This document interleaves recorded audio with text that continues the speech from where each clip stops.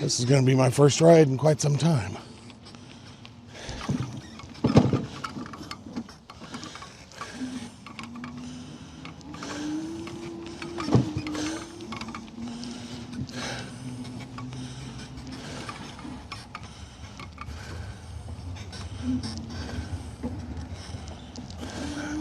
I guess how to turn my headlamp on. There we go. Now, the front tire feels a little soft, so let's check it before I get too invested and too far out there.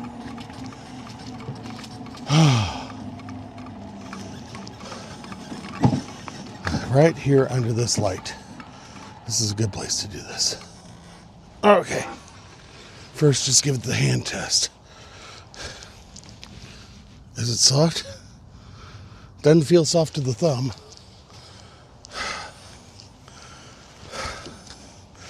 So, we'll give it another check a little further up the road. Make sure it's not losing any air. Now, I do have a compressor with me in case I need to put air in it. But I think I'm just not used to this thing because I've been off it for a few weeks.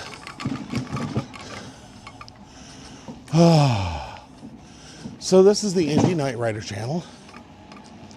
It's nighttime and it's Christmas time. So I'm going to be going a route that I've photographed at night several times.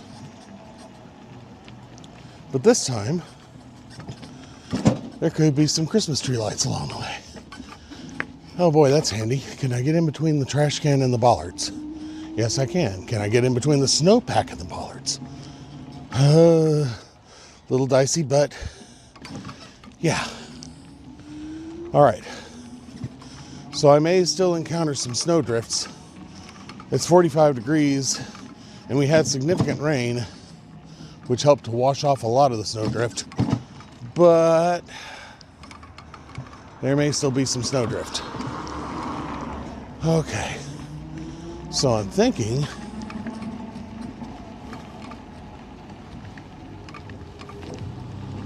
maybe the way I want to do this is go north first and then south, which involves going east.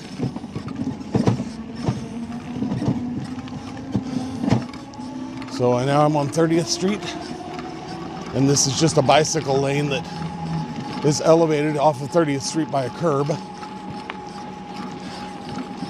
I'm going to take the canal towpath to link up to the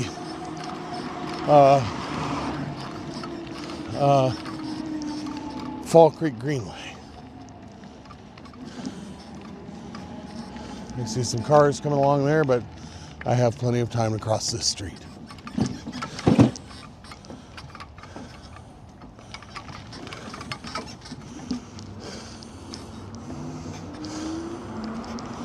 And now,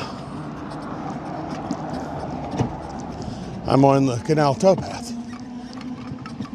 It doesn't look like it because you can't really see the canal from here. And this is, I think, the only stretch of the canal towpath. No, there's a stretch by Rocky Ripple also that's paved. Most of it's gravel. All right. So now, let's slip off of the canal towpath, across this street here, and onto the canal towpath. And maybe we'll see some Christmas lights along the way. So, this part of the canal towpath is pretty heavily gravel. I was thinking of taking the canal towpath north, but that's fairly muddy. Now, this part of the canal towpath I think I can navigate, but I think north of here it's probably really too muddy for riding on as just yet. We've got melted snowpack and significant rain, and that's the composition of that part of the trail is less gravel and more dirt. Well, it's still pretty much a gravel pack, but there's lots of places where I'd be riding through significant muddy puddles, and there's enough mud on the bottom of this thing as it is. I really need to take this thing to a car wash, turn it on its side, and wash out the underside of the tricycle.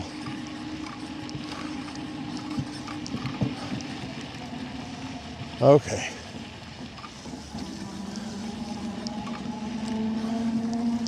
Now I don't have that potted all the way up yet. My 360 got it a little low because I was concerned that I might run into some low limbs, but I'm thinking now that I'm probably past that, so once I get onto the Fall Creek Greenway, I'll go ahead and pot it up. And then I'm going to make for the Monon and take the Monon north.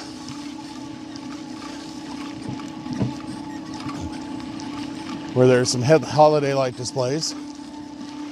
And then I'm going to go back to the Monon and take the Monon south to downtown where there's more holiday light displays. And then I'll come back home via the Cultural Trail with a break across the very short part of the White River Greenway, and then the Riverside Promenade, which is really my normal route to get downtown. I've taken this route before, but not at night. Or no, I guess I did. I did a night ride, not on the tricycle. I did the night ride on this on a bicycle. It's still way too slippy slidey out here for me to want to be on two wheels. I don't want to get on two wheels again until it's nice and dry. But I feel reasonably secure on three. And this part of the canal towpath isn't too muddy, but there is some mud, and I just ran through some. But this is the only part of this trail that I'm going to be riding that's gravel. The rest of the way for tonight will be on pavement.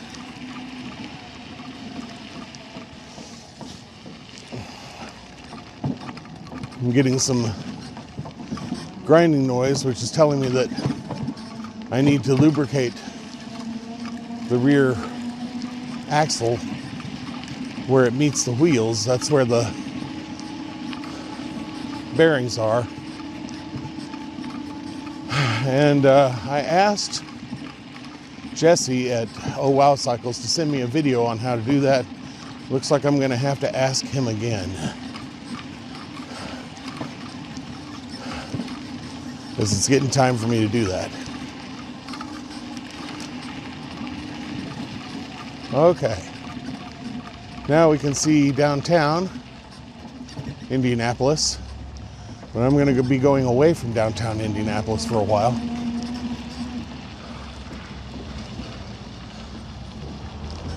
So, I've learned a few lessons recently from my last ride in Columbus.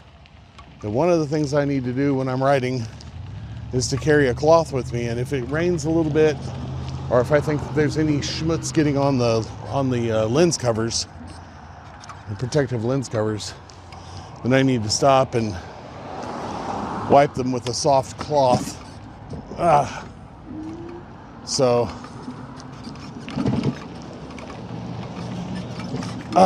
All right, here we go. Look at that. I always like riding at night.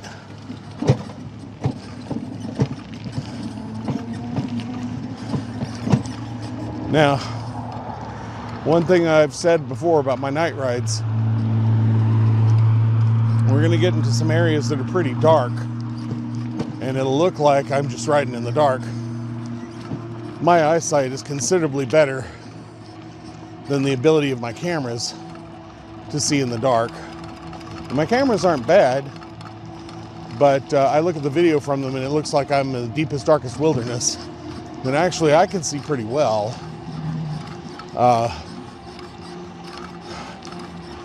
And I'm just exceptionally lucky at my age to have good eyesight. I don't have to wear glasses as long as I'm not reading. But somewhere around 15, 20 years ago, all of a sudden I learned I can't read. Not unless I've got glasses. Okay. Going about 13 miles an hour. And I don't really want to go much faster. Well, a little bit. I'm going to kick it up just a little to about 15. Generally speaking, if you're on a tricycle, unless you're on a nice, smooth right-of-way with no curves, 15 miles an hour is all the faster you really want to go. And this thing can go 20 miles an hour, but most of the time I don't like to go that fast on it because unlike a bicycle, it doesn't stop very fast. It's a much heavier machine. And it doesn't take bumps very well. And in this light, I can't necessarily see bumps very easily. And it doesn't take curves. It's a tricycle, so you have to kind of take curves a little more slowly because curves put sideways cutting pressure on the front wheel, which will wear out the inner tube. And I've put enough inner tubes on this thing that I don't want to continue doing that. I have upgraded the tires, and now I've also upgraded the derailleur. Dave was able to source for me a derailleur that has a much higher profile and doesn't hang down quite so low under the bicycle. Derailleur actually is not a problem. That's not really a problem with a bicycle, but with a tricycle, the derailleur is in front of the rear axle and can hang down significantly. The derailleur that came with this tricycle in first gear is almost touching the ground. Dave put another derailleur on it, it was just like it, rode over a bump and shattered it. So, but he was able to source a lower profile, or rather a higher profile derailleur for me, which should give me a little bit more ground clearance. Another ground clearance issue to be aware of with these tricycles, and probably any tricycle, is that there are significant electrical components in the pedal box.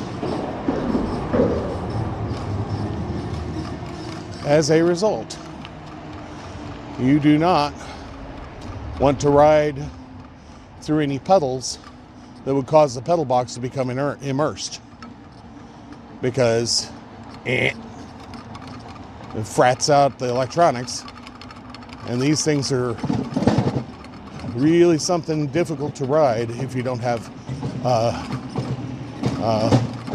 the electric motor, because these are quite heavy.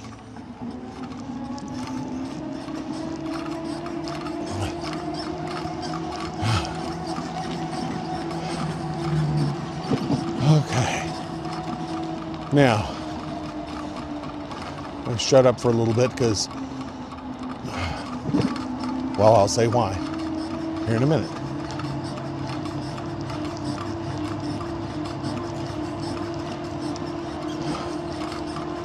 Okay. I happen to know that a little area that I just passed, because I've passed it enough times, that there's a homeless encampment hidden away in there.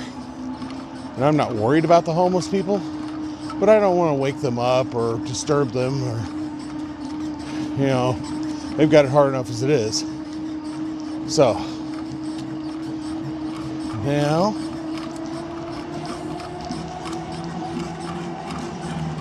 it's only like about 6 o'clock, 6:30 in the evening, but we're coming to the shortest days and longest nights of the year. The winter solstice is just about here. That is, I believe, the 22nd. And actually, I think today is the 21st. So, and Christmas is right around the corner.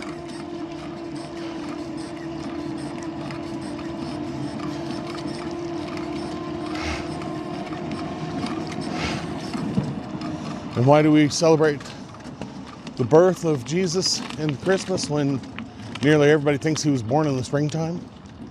I don't know why scholars think he was born in the springtime, but you read anything about it, it's like Jesus was born sometime in the springtime.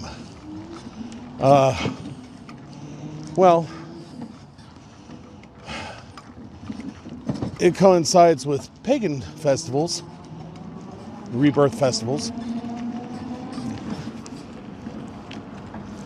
and many other rebirth festivals around in religions around the world, customs, traditions, because it comes a few days after the shortest day of the year, when it becomes evident that the sun is going to come back after all. And that's something to celebrate.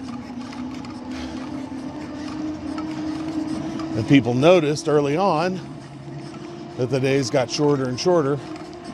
And if they kept getting shorter and shorter, the sun would never come back at all.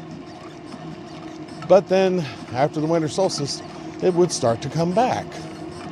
And then they'd have a big party saying, yes, the sun's going to come back this year, and we're going to actually get to live another year, maybe. If we don't die of tooth decay.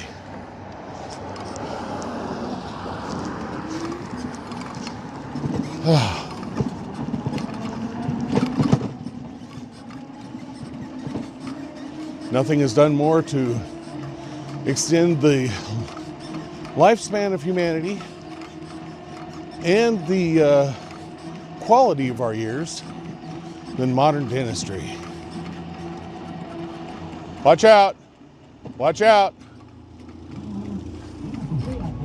There we go. All right. Ooh.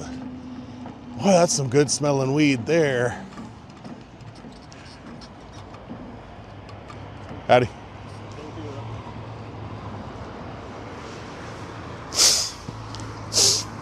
All right. Christmas at the Indianapolis Zoo. Well, they've got some Christmas lights up there, but I don't want to pay $23 to get in and photograph them.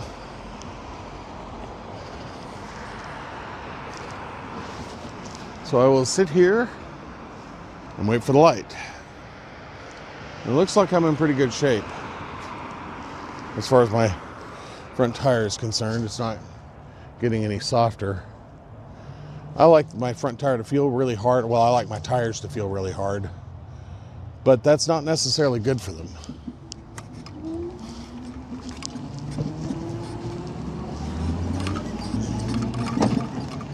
There we go. Meridian Street, the biggest street I have to cross. All right. Now, I'm going to leave my camera at its current height until I get onto the Monon, because I've got some tight turns coming up, and I don't want to have the camera scraping against anything and damaging my lens covers.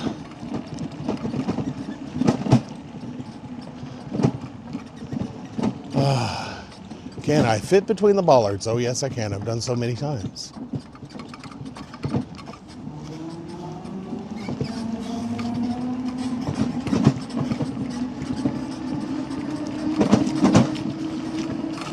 All right. I need to be as quiet as I can under the bridge because there's people who live down there. Pretty much under any bridge, there's likely to be an encampment.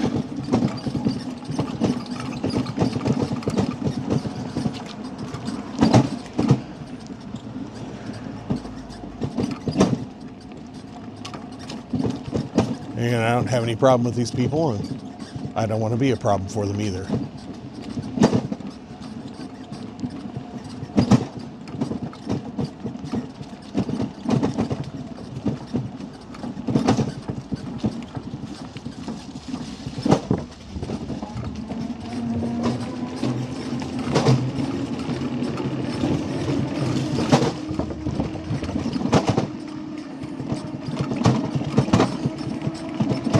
There we go.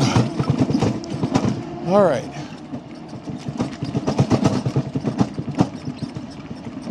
The surface of this part of the trail is kind of bumpy, but it's also because it's in actual stones and there's lots of room among them. It's probably a little bit more rugged against root damage. and easier to repair root damage when it occurs. There appears to be some here. Not bad. As opposed to asphalt or concrete. This is some sort of tiling here. There we go. Okay. There's some Christmas lights. And some more down there. And some more over there.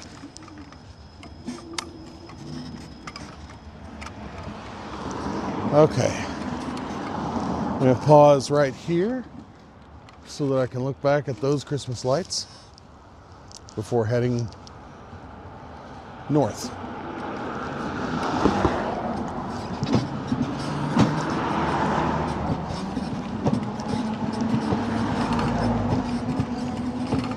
Really gorgeous weather. I thought that I keep thinking that, you know, I've encountered the last gorgeous day of the year, but here it is, almost the winter solstice, and it's about 45 degrees out here, which is just fine. You guys realize I actually have the right of way, but I'm going to let you have it because this is Fall Creek.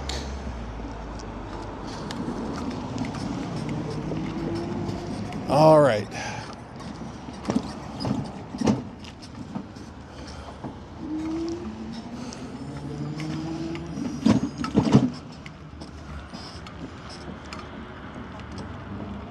And it's not easy to make a left turn off of Fall Creek. It's a pretty busy thoroughfare. All right.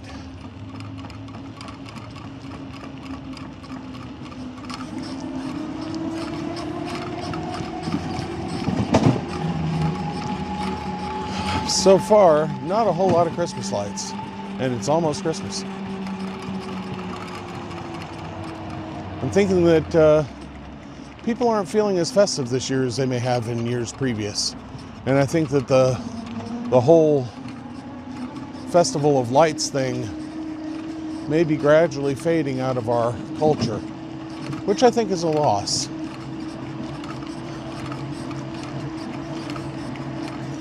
But an understandable one.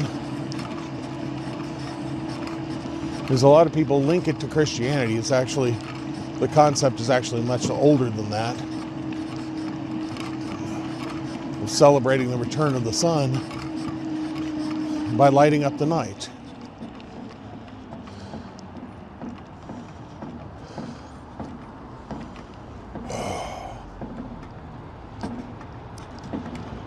Okay, I think they have a left turn signal, they do. So I gotta wait for them to turn.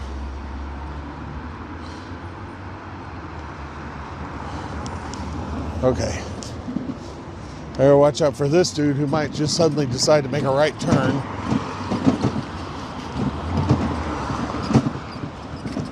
Somebody's got a bad cylinder. I was smelling gasoline.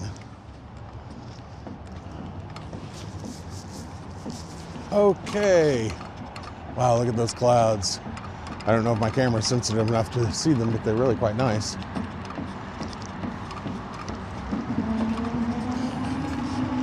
All right. I have another bridge to go under, and then immediately turn around and hop up onto the Monon and head north. And along the Monon, I may very well see some Christmas lights. That's what we're looking for. We'll see them going north, and we'll see them going south.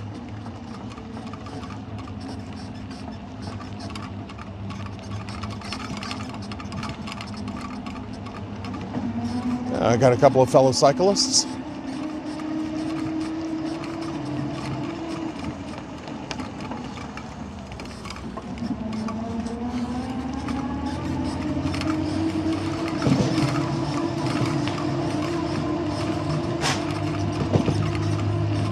All right. I still have yet one more bridge to go under, apparently, before I get to the Monon.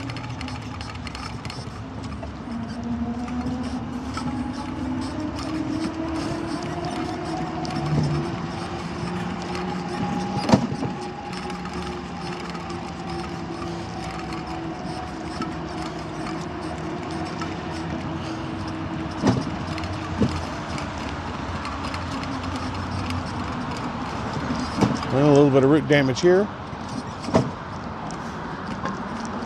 Okay.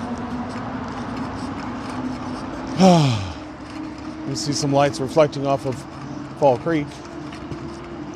I think it's just the stoplights. Street lights. There's some Christmas lights.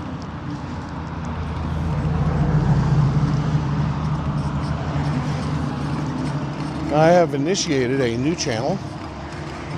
So I now have 3 channels. I have my home channel, which is Robert Bruce Scott. There's this channel, Indy Night Rider. I was going to just call this channel Night Rider, but that was taken. So since I live in Indianapolis, I called it Indy Night Rider. I-N-D-Y. But that doesn't mean that all my photography is going to be in Indianapolis. That's just where I'm based. I have now learned how to get this thing in and out of my truck without quite the struggle that some of my previous videos show me just really having a hard time getting this in and out of the truck. And in one of them, the most recent one in Columbus, I damaged the derailleur not while I was in Columbus, but actually before I got to Columbus, when I loaded the trike into the truck to go to Columbus.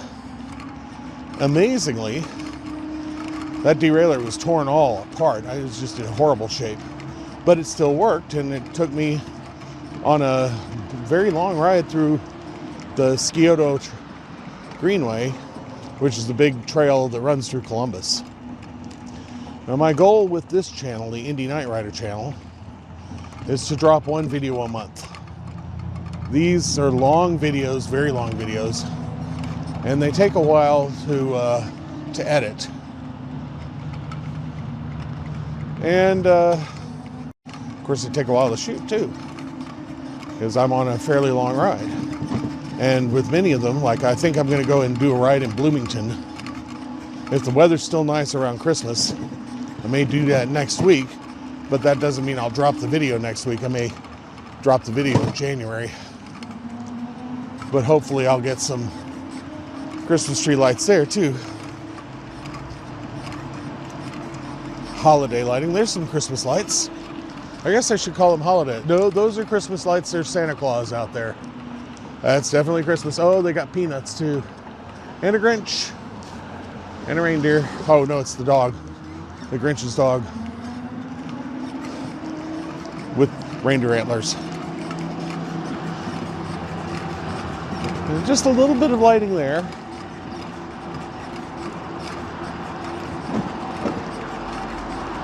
Just a touch. Tasteful little display. All right. It's been so long since I've been on this thing, my butt is hurting. And this is actually a pretty nice seat, really. Okay. So now I'm going to turn around and get up on the Mona. Actually, I think what I'm going to do is there's some benches right over here. So I think I'm going to go over here and sit for a minute. Before I just get off of the trike for a few minutes. There we go. Oh, cheerio. Now I don't have a mandolin with me because I have no ambition or hope of recording a song. Oh, just sit for a little bit and let my hips and my buttocks kind of readjust. Oh. So I said I have 3 channels now. I just initiated a 3rd channel, and the 3rd channel is free background jams from RBS. RBS being me, Robert Bruce Scott. So free background jams. Jams spelled with a Z. I know it's kind of kitsch, but I fell prey to the temptation to spell it that way.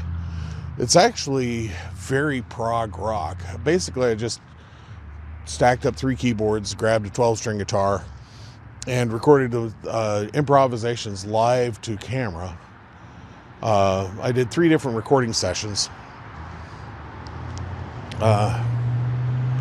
Filmed one of them with my studio cameras, and the other 2 with the 360, which this is turning out to be a revolutionary camera because of the editing capabilities. So I'm experimenting with recording some mandolin lessons on it for a channel as yet to be put together, the one that I'm going to put together in the new year, and I haven't determined a name for it, but it's going to be for mandolin arrangements. But let me get back to the free background jams.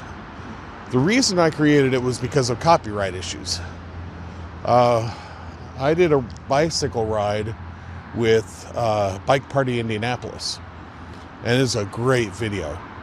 But it got some copyright issues. It picked up some copyright issues because some of the other bicyclists had stereo systems on their bikes, really loud ones.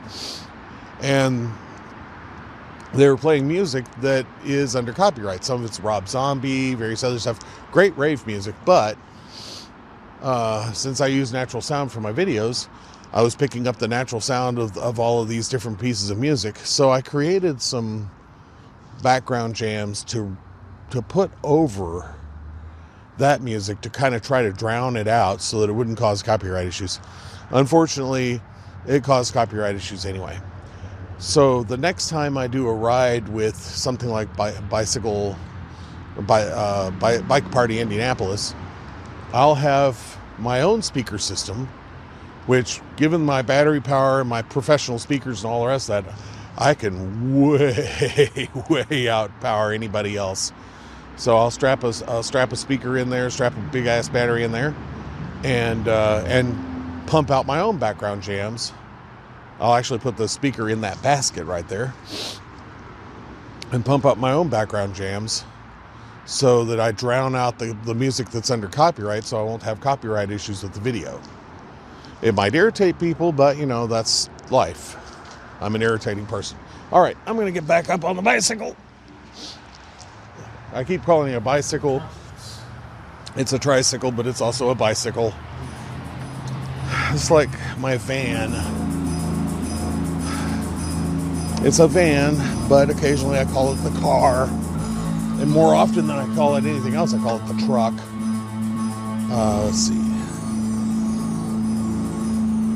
All right. So now, let's get up on the monad. And then I'll get off and pot that camera up to full height.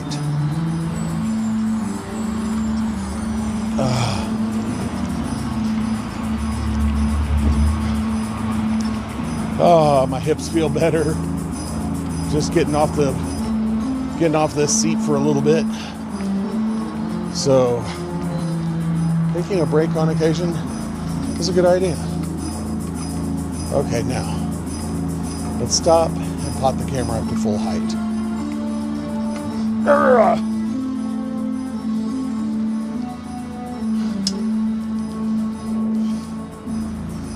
Okay, tighten it real good.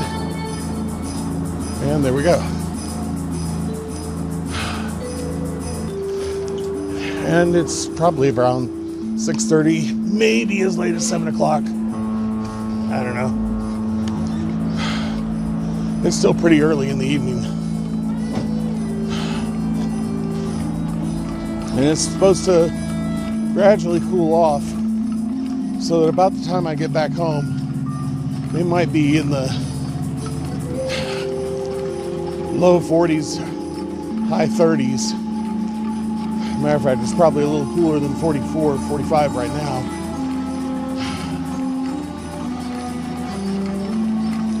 Okay. Oh, another place that's known for Christmas lights, holiday lights, is the Indianapolis Fairgrounds, and we're about to ride past it. Now, it costs me money to get in there, and I don't want to pay that money. But we might be able to see some of them when I go over this bridge over 38th Street. And I do appreciate this bridge over 38th Street. Because for years, I would risk my neck trying to cross 38th Street on the Monon before they put this bridge here. The 38th Street is a major thoroughfare in Indianapolis. And so they made life safer for walkers, bicyclists, and for car drivers by putting this bridge here. It's a major improvement.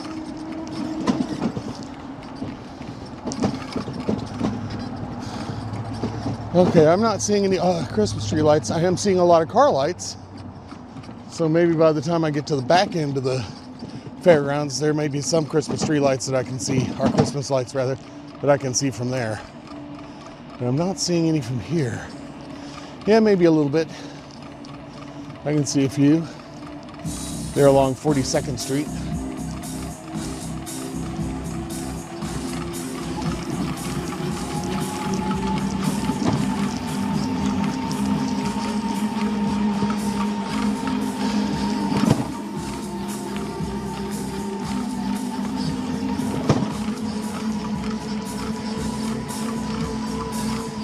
Okay, now I'm going 18 miles an hour.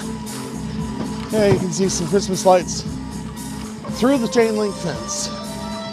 If I want to get on the other side of the chain link fence and get any closer videography of those, I'd have to pay $28. I don't want to pay $28. Well, let me stop right here, though, and you can see a little bit of it. Here's some snowmen, some lighted up snowmen, a whole bunch of Christmas trees. And it's all flashing really fast. Kind of nice. Wish I could get closer to it, but I'm not going to pay to do it.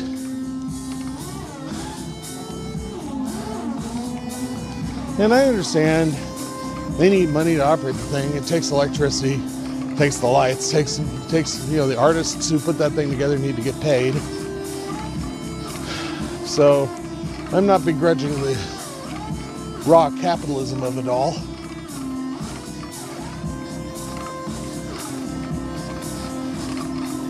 And plus, the admittance fee partially goes to maintaining the state fairgrounds, which are probably quite expensive to maintain. And there's people whose salaries need to be paid, and there's an economy to support. I get it. I'm not opposed to capitalism. But that doesn't keep me from being a stingy dude. A stingy miser. Why is there a car on the Monon? It's not on the Monon, it's in somebody's backyard. Actually, I think that's an alleyway that's adjacent to the Monon. As a matter of fact, yep, I once played a gig in somebody's backyard, right up here somewhere. Been a few years, but it was with the band Tilt-A-Squirrel, and it was actually before I turned 60, so it's been a few years. It's kind of humbling to realize that I've been with Tilt-A-Squirrel for several years, because it just seems to me like they just brought me in last week. But we've become a stable quintet. We just don't do anywhere near enough gigs. So, and I really like the music that we've created, and I especially like the fact that we really put the emphasis on original music. Because we got 3 really good songwriters, myself being one of them. And Il Troubadour, Indy's 16th century rock band, is now so old that it seems like we've been around ever since the 16th century. I formed that band with cellist John Selpiaminant back in 2004, shortly after I moved to Indianapolis. There's a little bit of holiday lighting here in these apartments. Not much, but a little bit. A few people put a few strings of light. There's a Christmas tree that can be seen through a window. I'll have to really watch this video. Some more holiday lighting up there. I'm seeing more holiday lighting on the apartments than I am in the houses. Well, there's a little thing in this house over here. Just a little bitty kind of a Christmas tree out, kind of halfway more toward their front yard. Luxury living now open. I think that's going to be an office from the look of it. Good. And the trail that I'm on right now is the Monon, and there are people stopping for me. Thank you.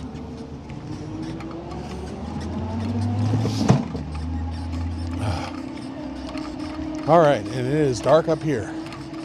No Christmas lights facing the Monon. People may have Christmas lights facing the streets. Of course, a lot of this, some abandoned building here. What looks like used to be an apartment complex. It's just a shell now. A little power substation there. A little bit of Christmas tree lighting, or Christmas lighting in the distance.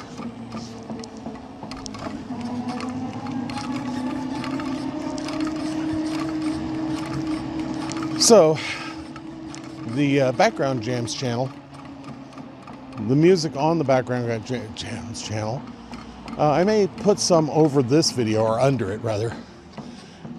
I watch a lot of videos on YouTube, and the aesthetic that I like is for music to be very, very much in the background. And when they put music in the foreground of what is an informational or video, or even something like this, which is really not as much informational as it is just entertainment, I just find it doesn't feel natural. The music overpowers what should be natural sound, and I like the natural sound.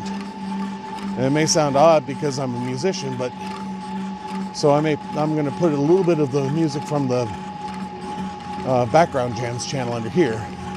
Now, I called it free Background Jamz because I'm making it freely available to any content user, any content creator who wants to use my music to put it on their channel. Now, there's getting to be a lot of AI generated content all over YouTube. And what content creators are discovering, and I'm discovering this from listening to content creators who've encountered it, is that the AI, the artificial intelligence, actually owns the copyright. And so they could get copyright strikes for using AI generated music from an AI that they're using to generate their video. Now I'm wondering if that's also going to start applying to the animation and other things that the AI generates. So the whole thing makes me a lot more shy. I've been thinking about creating an AI channel that would be faceless. It wouldn't use my voice. But I'm getting a lot more shy about it because the AI the artificial intelligence, could claim copyright to the material even though I told it what to create.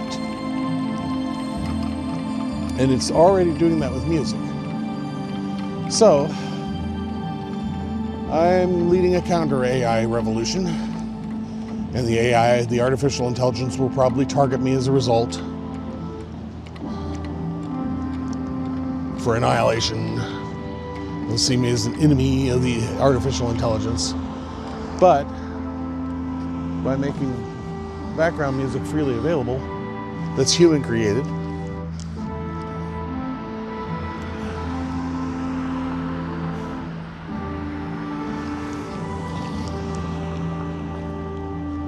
thank you. People can take what I create and use it any way they want, and I will never cause them any copyright issues. Now, if they go trying to claim a copyright on the music, I'll have a problem with that. But as long as they don't claim a copyright on it, I've established that I created it because I improvised it live to camera, warts and all, so there's lots of mistakes in it. And lots of me just kind of fiddling around trying to figure out what I'm going to do. But that's actually there for a reason. I wanted to make it clear that this is just improvised on the spot. This isn't something that I memorized and played or composed or that anybody else composed. There's some Christmas lighting. on the other side of this little park here. That's kind of nice. Yeah, the lumping of my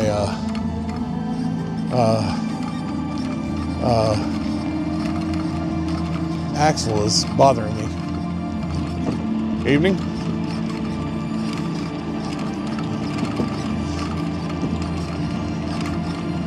Looks like there's a little snowman up here.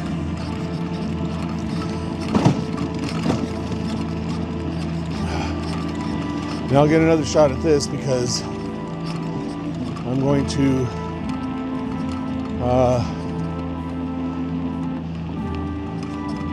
come back along the Monon. Yeah, that's cute. It's a little snowman. Somebody put out here on the... Oh, that's kind of neat the way that that thing's built.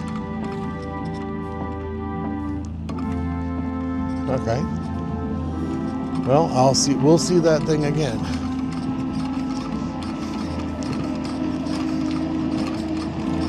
What I'm going to do, there's a couple of places up here that are listed as great places for holiday lights.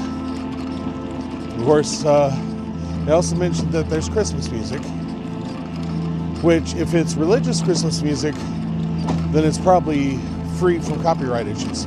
But if they're playing Rudolph the Red-Nosed Reindeer and stuff like that, Warner Brothers owns Christmas. All the Santa stuff, all the Santa Claus coming to town, all that stuff's owned by Warner Brothers. And so that could cause copyright issues. So if I encounter copyrighted Christmas music, I'm going to drown it out with some of my own music from the free Background Jamz channel. That's why I created it. A little red and green lighting. Looks like some stuff up in the street. Okay, now, my directions said take 52nd Street across College.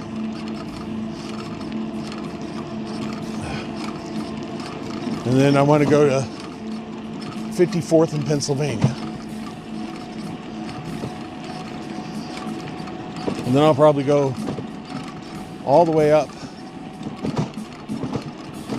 and pick up the Monon in Broad Ripple.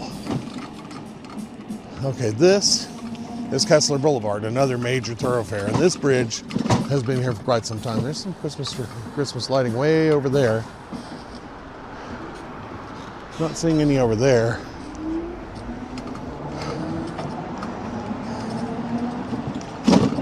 Not really seeing a lot of it along the Monon.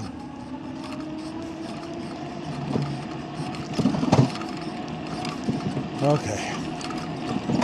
There we go. Just a little bit of lights here, there, and yonder, but not much. Because people have really designed their displays to be seen from the street. Probably because there's not a whole lot of night traffic along the Monon, so people don't really think to face their Christmas lighting to the Monon. That, and there's some significant hedges and fences and stuff.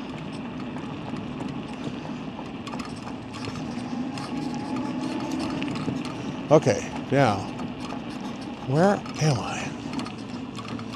Normally it doesn't matter because normally I'm just riding the Monon straight up to Broad Ripple, but in this case, it matters. And I'm actually north of where I really want to be. Because I think this is 60th Street, if I'm not mistaken. So let's go ahead and take to the streets.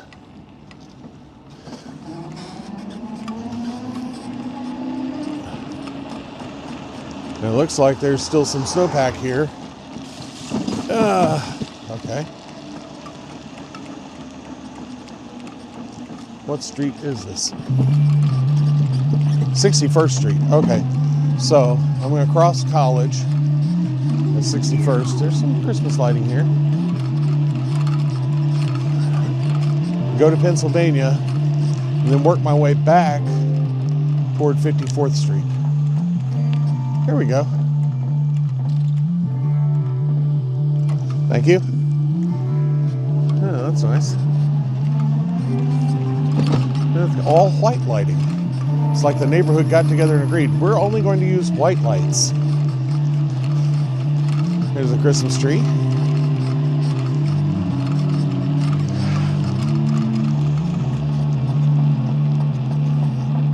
And there's a Santa Claus and a Christmas tree there on that porch. Nice. Okay. I think that's a little apartment complex, actually. Okay, this is College. And 61st has a light, so that makes it a little safer to cross.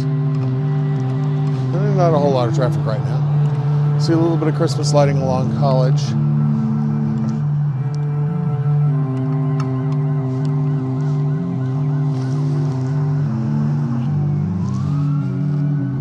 And that siren belongs to something that's crossing over there. All right, now. Here we go. Cross College. Then let's see if we can find some Christmas lighting. There's supposed to be a display. Oh man, this street is rough. Ah. Okay, all right. I'm not accelerating. Ah, man, that was rough. And it's still rough. A little bit of Christmas lighting there. Some blue and green lights down there. Man, the street's in rough condition. Need to go a little slower along it. Since I don't have much of a suspension system. Okay. Now I'm looking for Pennsylvania Street, and I'm not far from it.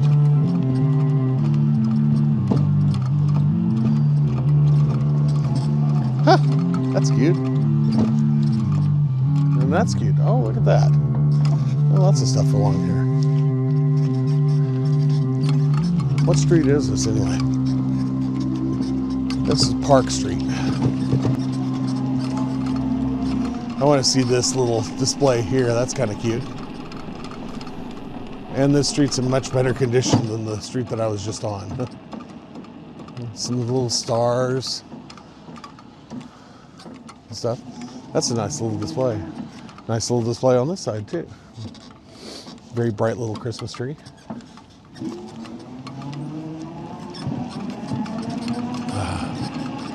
Some Christmas lighting here.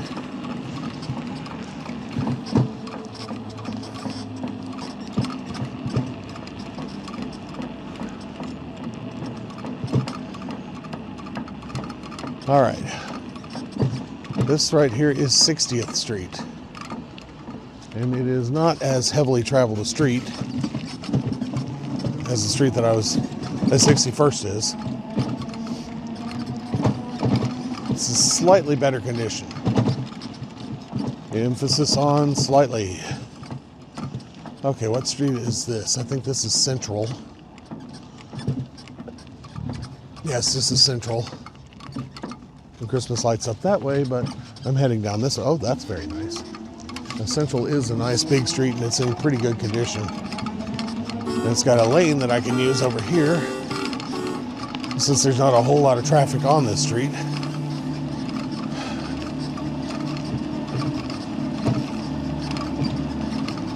That's nice.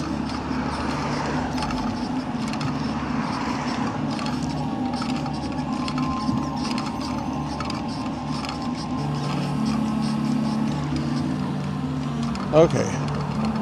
This street here looks like Kessler. Yeah, I do not want to ride on Kessler. I'm going to cross Kessler at a light and stay on Central. Kessler is a major boulevard.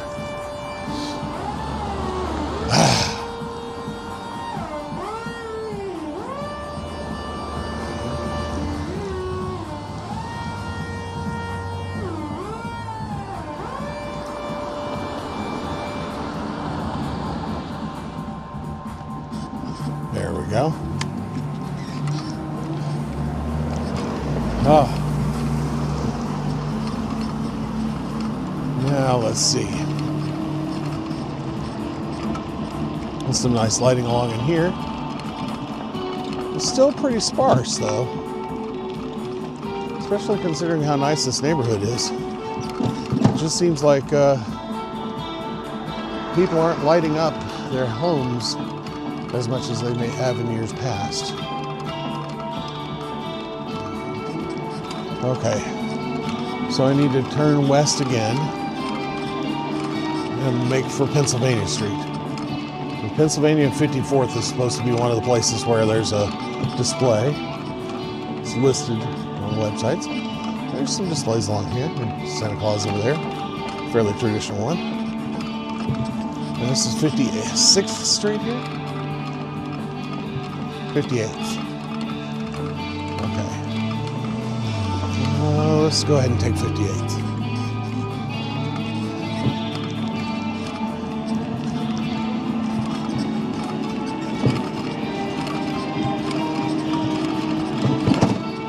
Oh, that's kind of nice. Right there. Little snowman. And this is New Jersey. Okay, let's take New Jersey. Oh, it's a dead end. Not that that should bother me, but there's some nice lighting back up there, too. And somebody's got a Merry Christmas wallpaper on their garage, or a hanger, or something. And this is Washington Street. Or actually Washington Boulevard, because there's a Washington Street as well. Or no, this is Washington Street, I guess, downtown. The major thoroughfare that cuts east-west is Washington Boulevard. All right. And I'm going to cruise up Washington Street. There seems to be a lot of lighting along in here.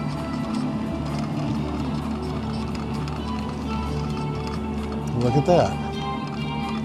Lots of lighting. Somebody walking a dog.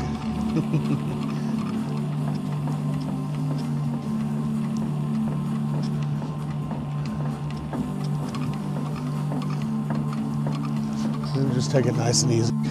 There's not a whole lot of traffic in this area, so I should be reasonably safe. I'm in the neighborhoods. That's nice. Really quite a bit of displays around here.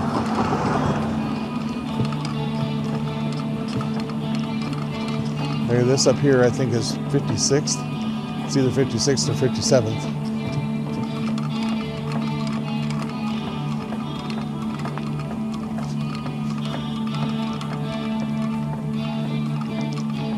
There's some churches in here and other institutional things. I think that's a church there. And this is 57th Street. Can't really read it because it's right underneath the light, which casts a shadow on it.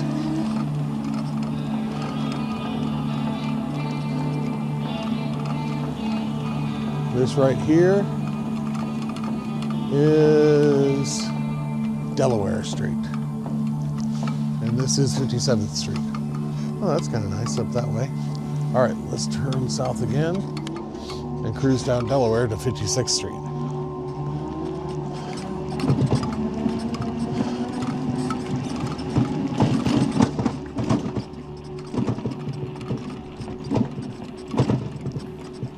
Oh, that's kind of nice. There's a little peace sign over there and little balls.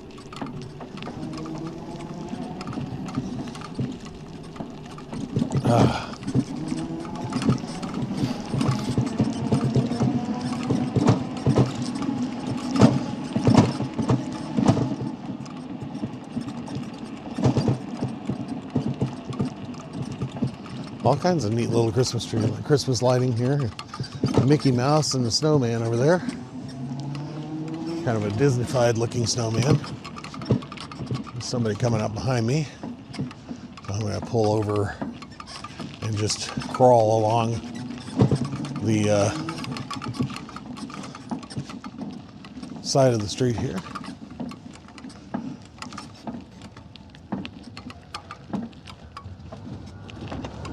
Let these people get past me. It's nice to have this rear view camera here. And there's still somebody behind me. There we go.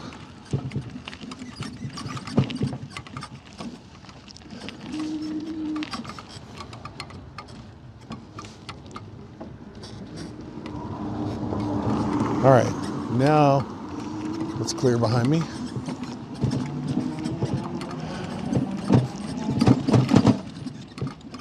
There we go. And this is probably 56th Street here. Yes, 56th. So I'm headed to Pennsylvania and 54th. So let's take 56th Street west and see if I can get to Pennsylvania. I think Pennsylvania is the next street over.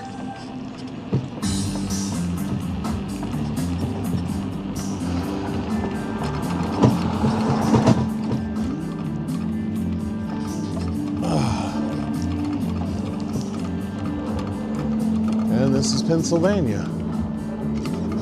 And there are a lot of decorated houses here. And there's also a bicycle lane.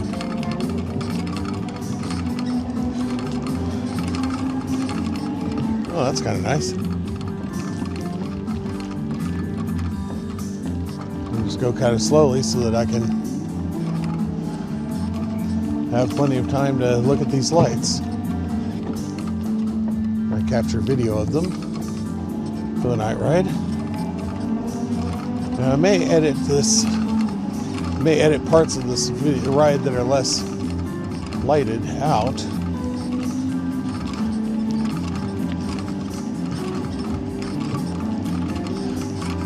Give preference to where there's interesting stuff to look at. Okay, that's 55th, and now we're headed to 54th in Pennsylvania, which is one of the places listed on the website as significant Christmas lighting.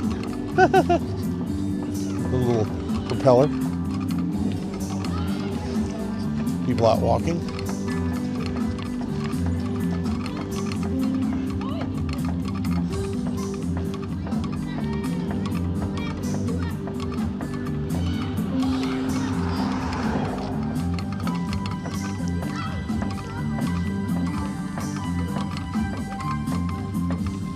There we go. Now there is a bit of a showdown here. Let's get to it. This is actually 54th Street here.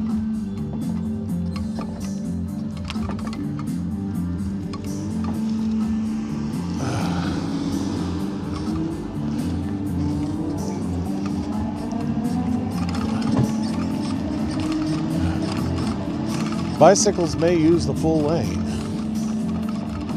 Oh wow, look at all this.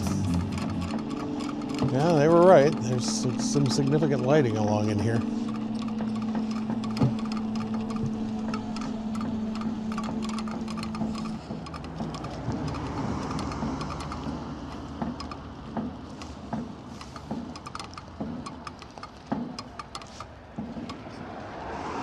Okay.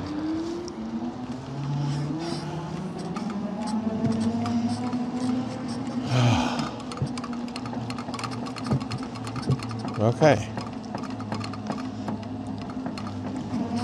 Now, also another area was supposed to be 52nd in New Jersey. So, let's see. I think this is 53rd Street up here.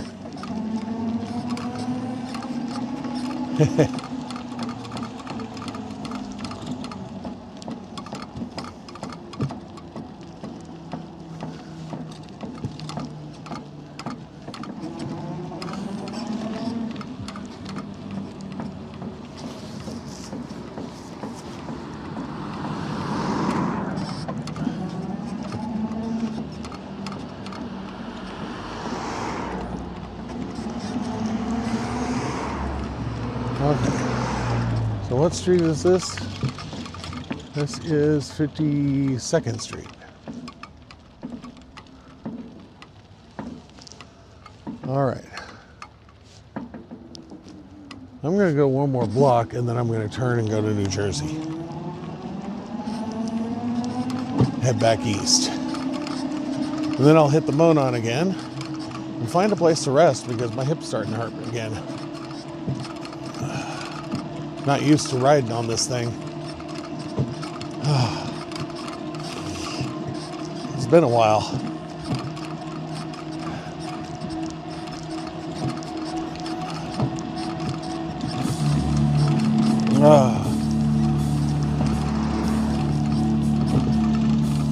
That's 49th Street down there. So I'm going to turn here. Actually. This is 51st here. And I'm going to take 51st to New Jersey.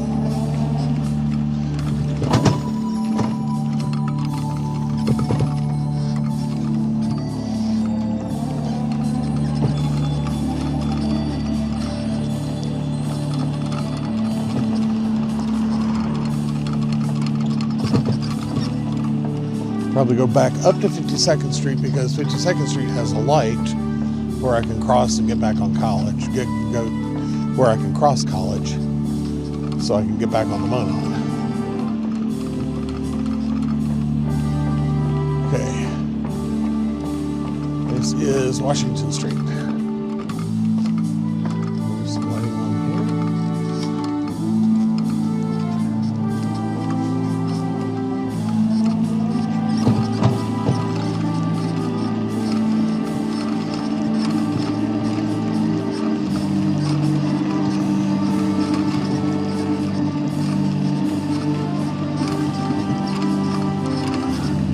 I smell chicken.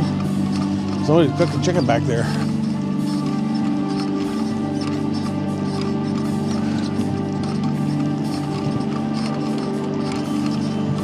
Okay, this is Central. I think the next street is New Jersey.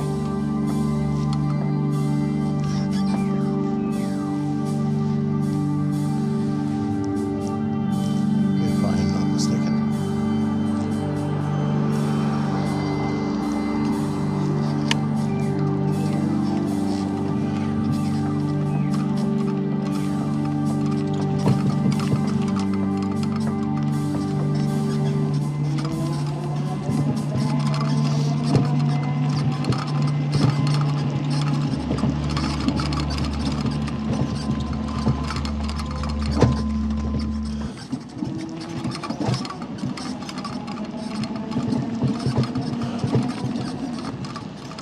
Nobody's telling me what street this is. Not seeing a whole lot of lights up along it. So I don't think this is New Jersey.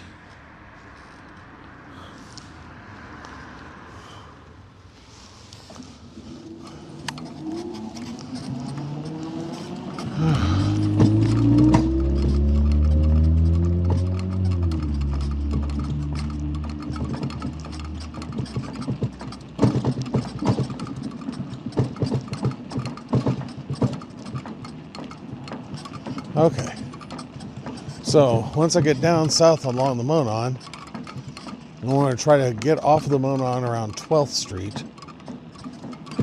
and head for 12th in Alabama. That's where another significant area of light should be, according to the websites. Well, this may be New Jersey. That's definitely College there. And I'm not seeing a lot of lighting along in here, but we'll ride up this street anyway. A little bit of lighting.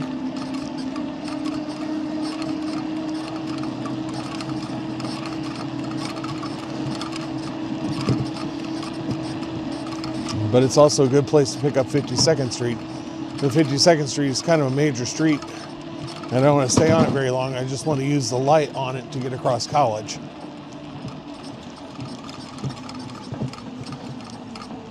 I do believe this is 52nd Street. Oh, this is Broadway. So I guess that was New Jersey back there. I didn't see any lights along there. Okay.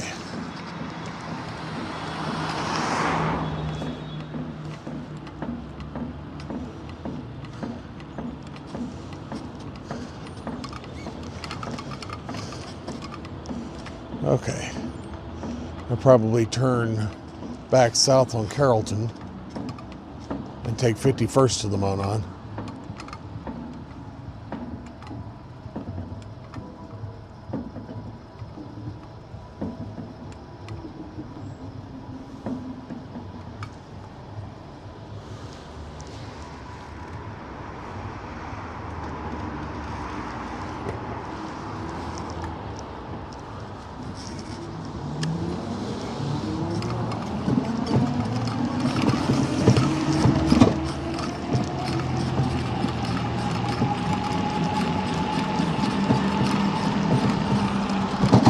Better put on my signal light.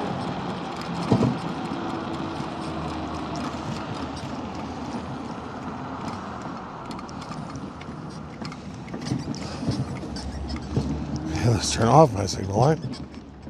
I don't want that signal light on either.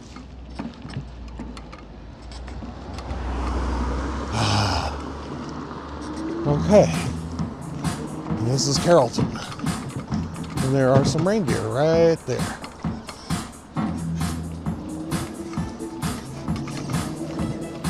A little piece of.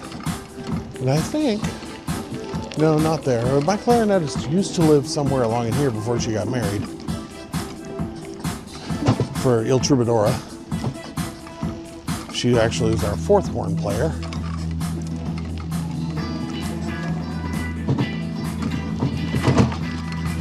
And now she's got a little kid. And she is the youngest member of Il Troubadoura, me being the oldest. So I'm the oldest member of Il Troubadoura and the youngest member of Tilt-A-Squirrel, interestingly enough. And Ron is pretty close to my age. I think Ron's almost 60.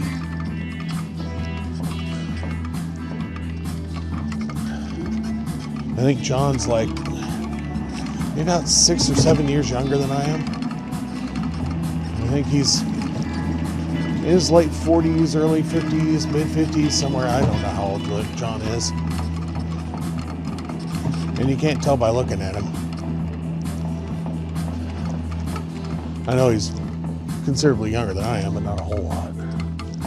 I don't know if he's a decade younger than I am or not. Somewhere in that neighborhood.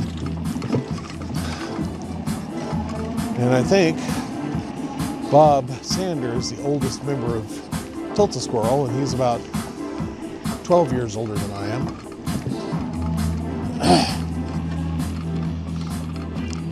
And he's in great physical condition for a man in his 70s.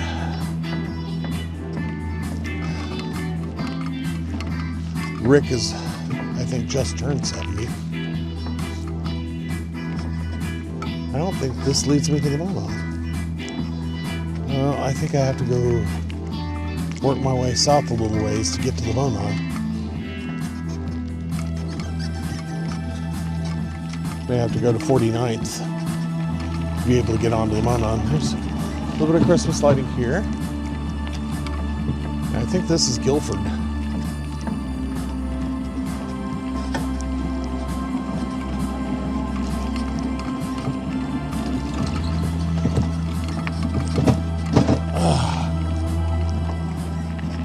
There's some big potholes in this street. Yeah.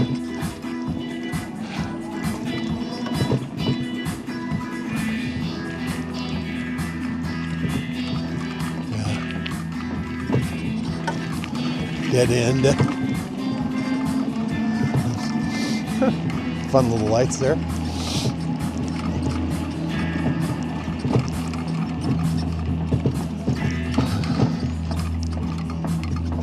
Okay, here we are right here. 49th, I can get onto the Monon. And I think the backyard gig that I played where I was on the Monon, just right next to the Monon, was right up in here somewhere.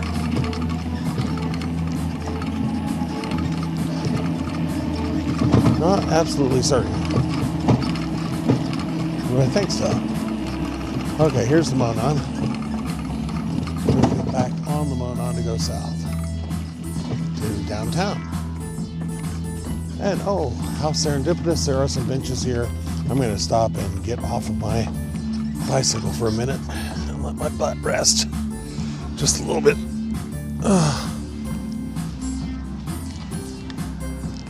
Okay. There we go. Oh.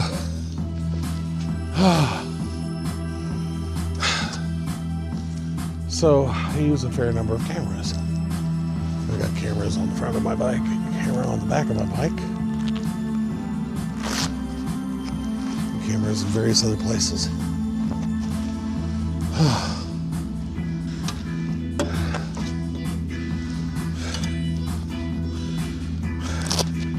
Should say a few things about Indianapolis,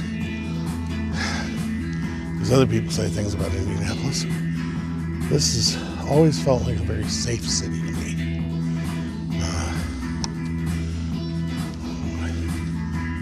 One of the reasons I chose Indianapolis among the cities, I was very impressed when I rode through here right around the turn of the century, or drove through here right around the turn of the century with my wife and one of my best friends who's now passed away. And we came through downtown in the middle of, just like 1 o'clock in the morning. And there had been a football game and there were people all over the streets. And I saw same-sex couples walking hand in hand. And transsexuals. And these are some of the most vulnerable people in American culture. And if they felt safe walking around downtown Indianapolis, everybody's safe. If those people are safe, everybody's safe. They talk about the canary in the coal mine. And that really impressed me about the city. It was one of the reasons I really wanted to move here. It had a nightlife, and more importantly, this city has a soul. Thank you. It may be a fairly conservative population, but people feel safe here. And that's really important. Now I say that every large city has crime, but if you look at it statistically, I have a far less chance of being a crime victim than I would if I lived in a rural area. Crime rates are much higher per percentage of population, even though the incidence of crime is much lower because there's less people.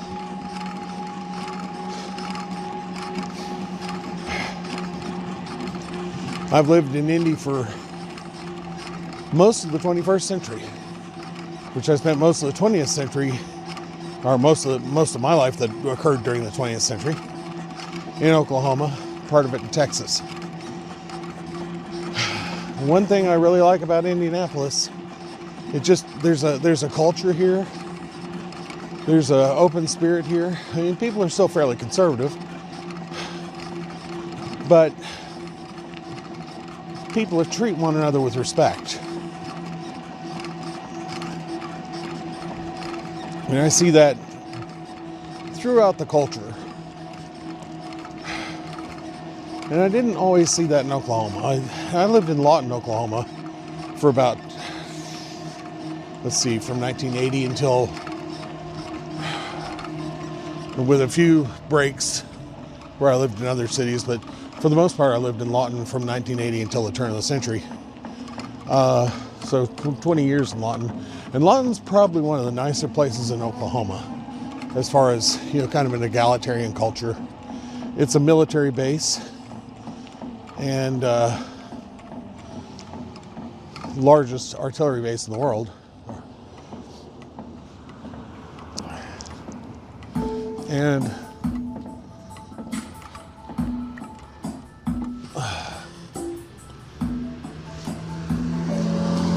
soldiers, because their units are integrated, tend not to be racist. Especially not after they've been in long enough that somebody from another culture has saved their butt. So, Lawton was a fairly nice place. Indianapolis is much bigger. There's a lot more going on. There are a lot more services to find out here. And one thing that I really, really, really like, this is a bicycle-friendly city. There are lots of bike trails here. And they're available for those of us who have to ride electrics. So I ride an e-bike because of my knees, which I've mentioned before. Some cities have regulations against that, but federally, these kind of hybrid vehicles are listed in federal statutes And the fact that these are limited to 20 miles an hour makes them what are considered low speed.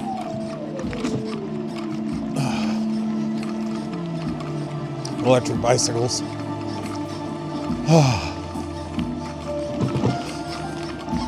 Okay. I'm getting ready to go back over 30th Street. I'm riding past the Coliseum again, the State Fairgrounds. I really have appreciated this city. I was a member of a number of influential bands in Lawton. I'm not as big a wheel musically here in Indianapolis, but for a while Il Troubadour was kind of the thing, and I also had a kind of a significant solo career here before the bottom dropped out on that market in 2010, and I haven't really invested the time to get back into it. Is when I get home from work, I really don't feel like calling up bar owners and trying to scrabble to get gigs. So, to perform and keep up my feeling of being a performer and being a musician and keep my skills up, I have my YouTube channel. And I also busk a lot. And I don't really busk to make money. As far as I'm concerned, money is applause. And people do drop a considerable amount of money, which generally stays in my cases. Every once in a while, I remember to take the money out of my cases and use it for something. More often than not, I just give it away. But I do appreciate it when people drop money for me, because that tells me that they like what I'm doing. And so I plan to do some tricycle busking once the weather warms up, and take my trike to various cities that are friendly to buskers and busk out of my tricycle. Okay, here we are, back where I jumped on the Monon, going the other way now.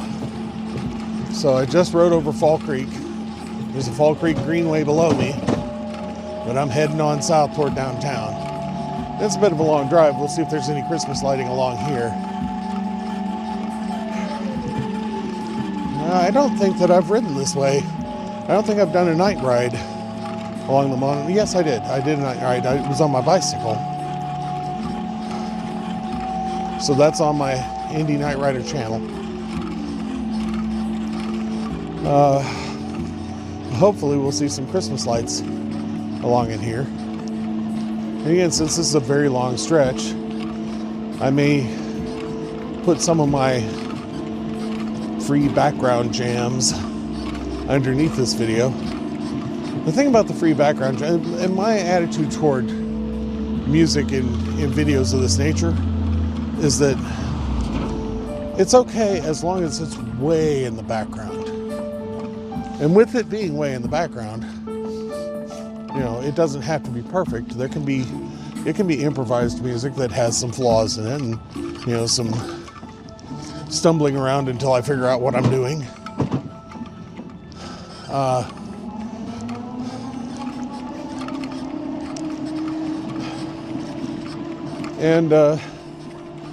I guess I recorded a rather significant amount of music for the Indy, the free Background Jamz channel, and I've just been loading one 5-minute video at a time, one 5-minute video a day. But I think I've got something on the nature of about nearly 30 little 5-minute videos, which is going to make the channel kind of like a lost album almost. And a lot of it has kind of a Mannheim Steamroller intersects heavy metal sound to it. It's very much progressive rock, but at the same time it's repetitive, and it's repetitive for a couple of different reasons.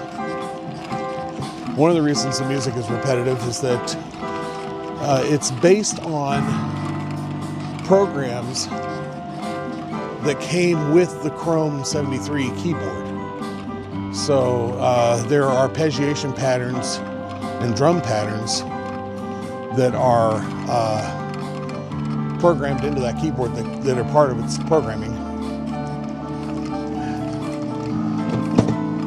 So I just start with that, and that's really kind of the background for me to put melodies on top of.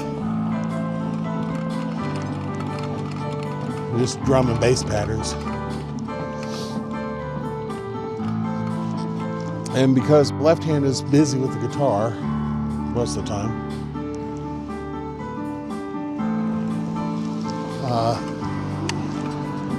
I don't really use my left hand on the Chrome to move the bass notes around, so each piece pretty much stays rooted where I started. I did change the tempo on some of them, but I didn't really do a lot of significant programming on those bass and drum tracks, and I just built keyboard and guitar tracks on top of it using the Chrome 73 and also a Korg Cross, which is a wave station that I've done some significant programming on, as well as a couple of analog synthesizers. The Novation Bass Station 2, which is a digital analog hybrid. It's got a number of digitally programmed presets, but I can modify them using the controls on top of the keyboard, so that's an analog control of the synthesizer. And then a purely analog synthesizer, one of my earliest keyboards, actually I think it's my first keyboard, come to think of it. It's a Radio Shack / Moog Concert Made CT1, which I purchased in 1980.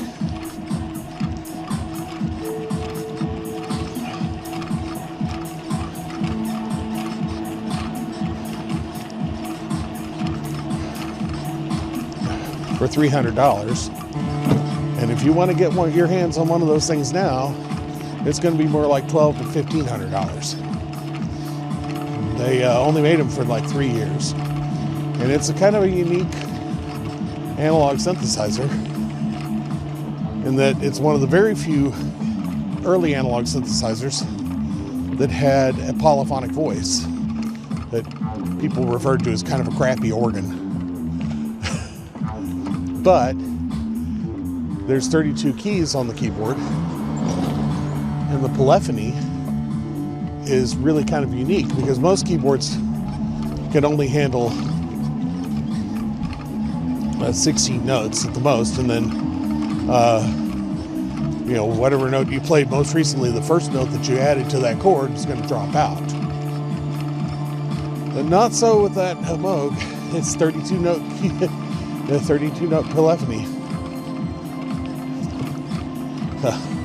It's kind of an odd synthesizer, but I've used it for years and it keeps working.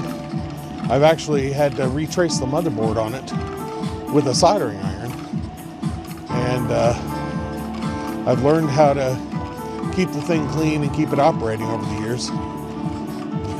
1980. That makes that keyboard an antique, easily. An antique analog synthesizer. Keyboard's like 45 years old.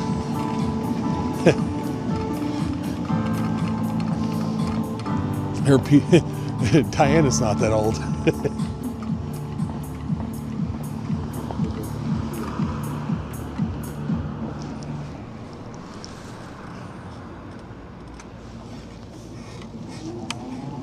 Okay.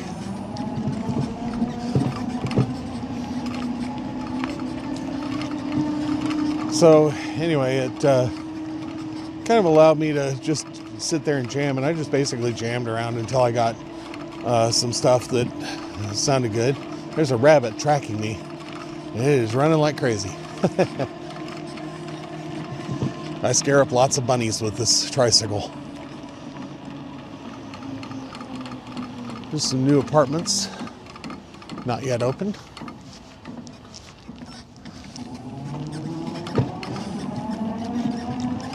Okay, now I'm going to cross 16th Street, and then I'm going to get to a little park. So instead of going down to 10th Street,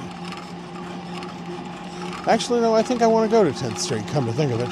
And I'll come back up to 12th in Alabama. Looks like there might be some Christmas lighting facing the Monon right along here. Yep. People in this area, their houses face the Monon, and they think of the Monon as being in their front yard instead of their backyard. At least on this side. On that side, it looks like the garages face the Monon. But here, their garages face the street, or face the alleyway, rather, and the front of their houses face the Monon. And a lot of these people are bicycle riders, and they bicycle commute downtown. We're pretty close to downtown now. That's kind of a nice aesthetic, I think. And this is 20th Street. Some Christmas lighting there. Tiny little Christmas tree over there. Now you can see the city skyline. At least the top of the tallest building, which I can't remember what the name of the building is now. It was the America One building. It's changed names several times and ownership. There's some Christmas lighting over there.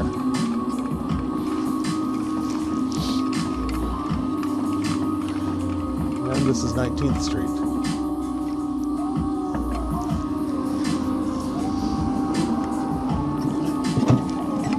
My fingers are starting to get cold, so I may need to switch over from my riding gloves to my winter gloves.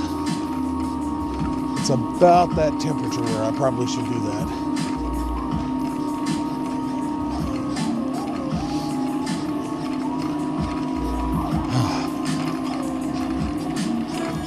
There we go.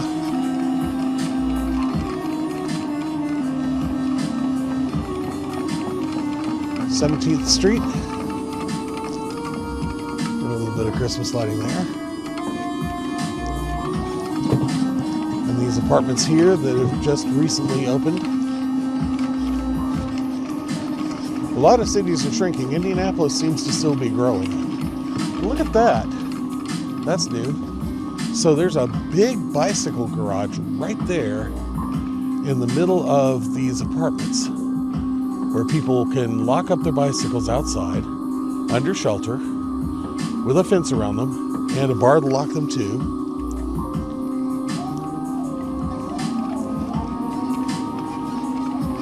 And then they ride down the street until they get to 16th Street, or up the street to 17th Street, hop on the Monon and go to work on their bicycles. Oh, that's kind of an interesting little place. Looks like there's people in it. Some sort of a diner, maybe? Looks like. A little coffee shop or something. Okay, this is 16th Street. Never noticed that place before. May have opened really recently. Okay. Now, I think instead of going to... Yeah, I'm going to go down 10th Street because there's some interesting lights under that bridge there. I could break here and make for Alabama. Yeah, I think I'm going to break here and make for Alabama. There's supposed to be significant lighting at a little Christmas tree right at that neat little nook there, Westmont. Okay. All right, so I'm going to break west and head toward Alabama Street. First, I'm going to stop right here and switch gloves. My fingers are starting to get a little cold. Oh. And I have got the Monon completely to myself. Okay. Get these gloves, put them in here. Check and make sure my microphone's still on. It is. Brr. Yeah, those gloves are good summer gloves. They let my hands breathe, but come winter, they're not the warmest. And that's by design. I want gloves that breathe and keep my hands cool. during the summer. During the winter, that's something a little more substantial. And these gloves are designed to keep my fingers warm. Okay.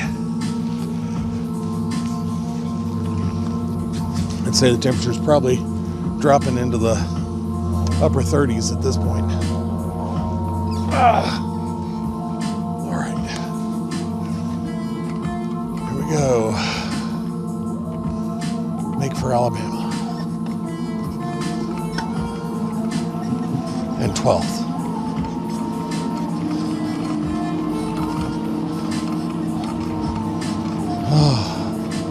I can already feel my hands starting to warm up.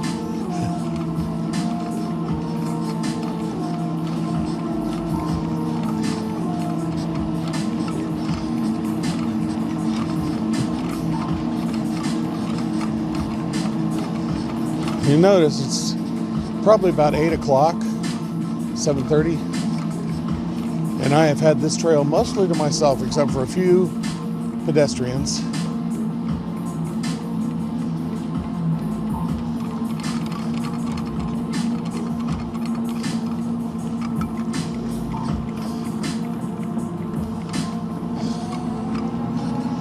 Okay, and I think that may be 12th Street there. We'll see.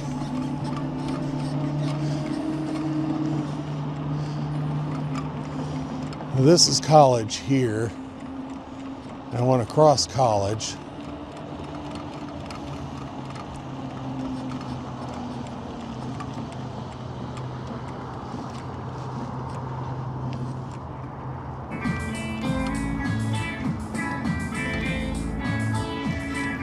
There's not a curb cut. A curb cut here? No.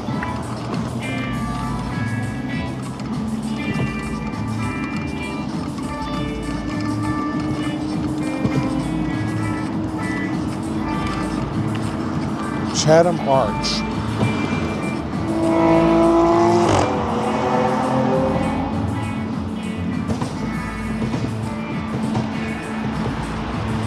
Look how fast that traffic's going. Definitely want to cross at a light.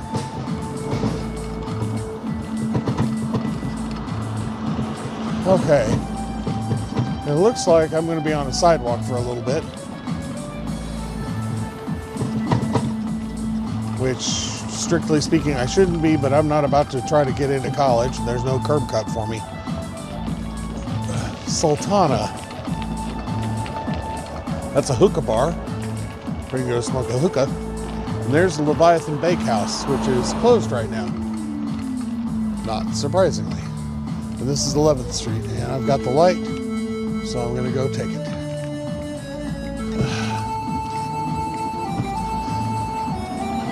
Now I'm on 11th Street, and there is a bicycle lane here, which this pickup is sitting in the middle of.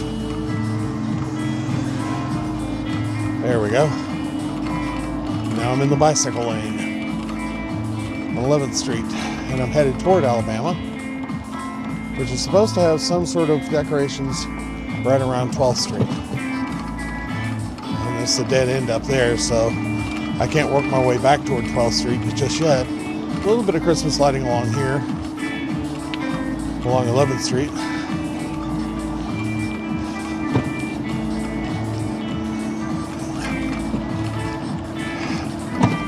And I think that's New Jersey Street up there.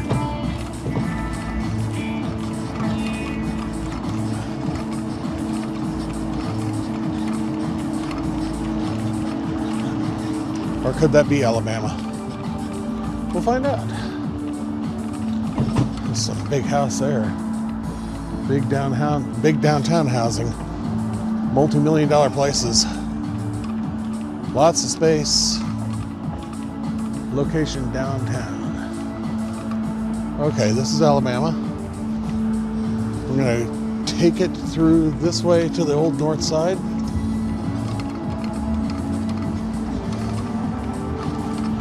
Okay, I'm going to pop up here and get off of the road and get onto this nice little thing right here. Actually, I probably should have crossed the street. Is there a curb cut here?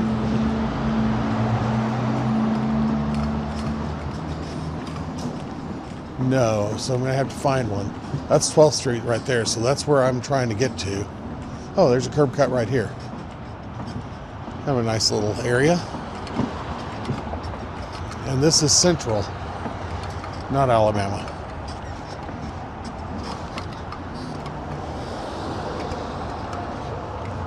Okay. So, 12th and Alabama, here we come.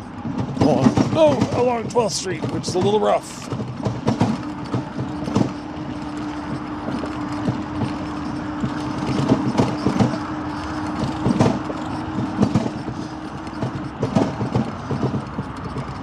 I don't see anything hopeful up in there, so let's go up this way. Oh, hello. We got some Christmas lights up here. That's kind of nice. There we go. Take it nice and slow through here. We got plenty of time to swing the view around so I get a view of the different Christmas lights.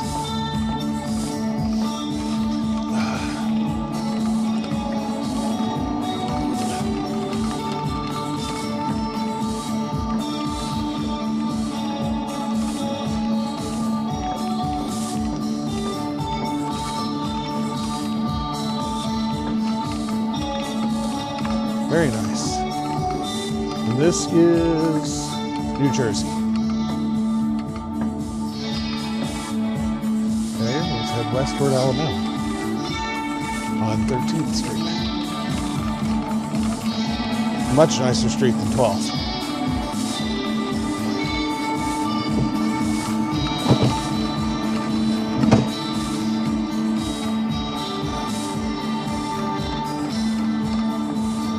Okay, starting to get cool enough now that I'm going to want to zip up my coat.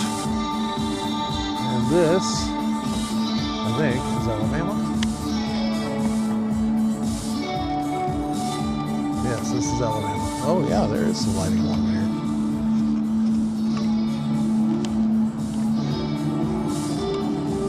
Look at that. Isn't that something? There's some lighting here, there, and yonder, but that place is really lit up.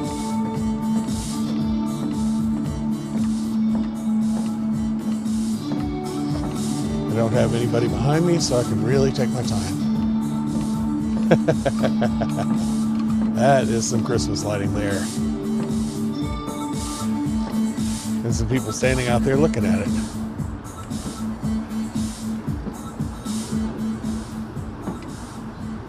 That's quite a display. That's just Ditto. Happy holidays. Okay. Okay, now I'm going to hop up on the sidewalk here to go under this bridge. This is the interstate here. You've seen me go back and forth under this bridge several times now.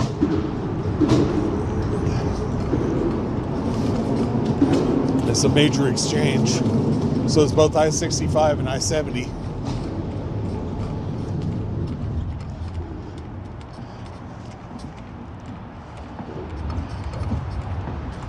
Let's see if there's a curb cut here, I hope,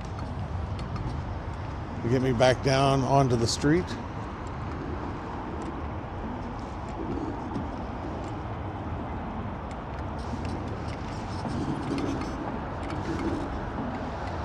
And I may, if the sidewalk is clear, take the sidewalk.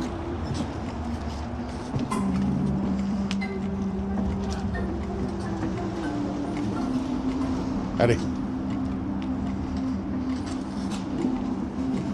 Really supposed to be in the street with this vehicle, but I've seen people screaming by so fast, I'm a little shy.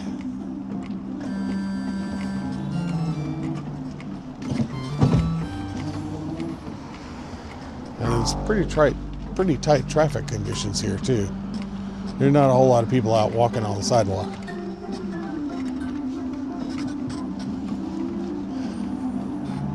So I'm going to take Alabama to the Cultural Trail.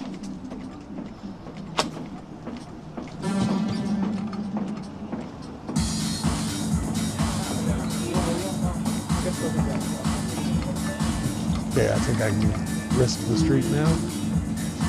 Yeah.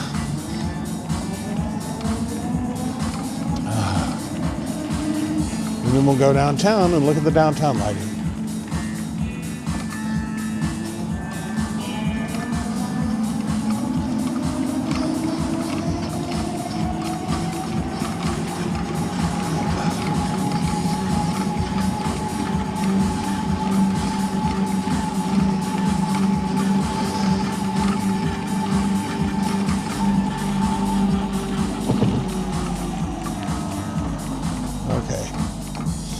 Here's where we get these weird downtown intersections. The 6 streets intersect.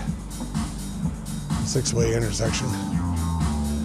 And this, I'm on Alabama, and the cars are crossing there on, I think, Fort Wayne.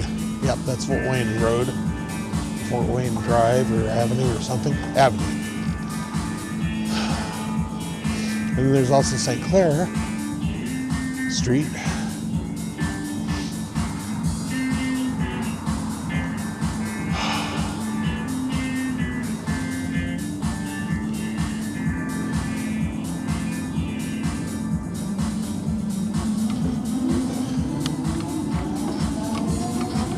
Okay.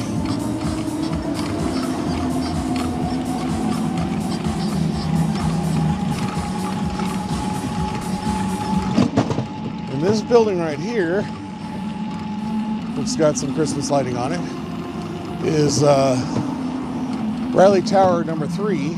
And I used to live in there when I first moved to Indianapolis 20 some odd years ago. This has got a little bit of Christmas lighting on Riley Tower 2, which is right in front of me. Now, there's nobody behind me, so I'm going to nip over into this other lane here so I can get up onto the Cultural Trail and get out of the street. And here we are.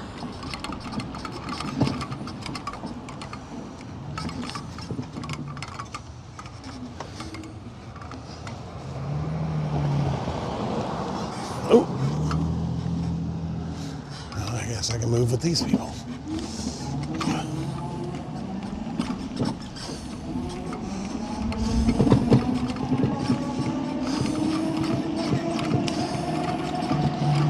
Now I am on the Cultural Trail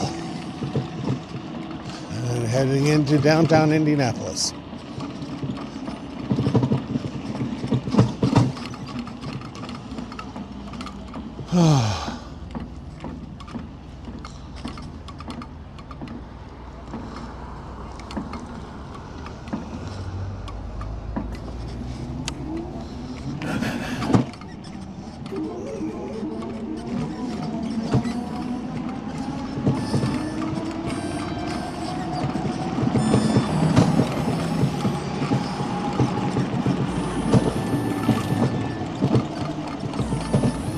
And there's the Dancing Woman,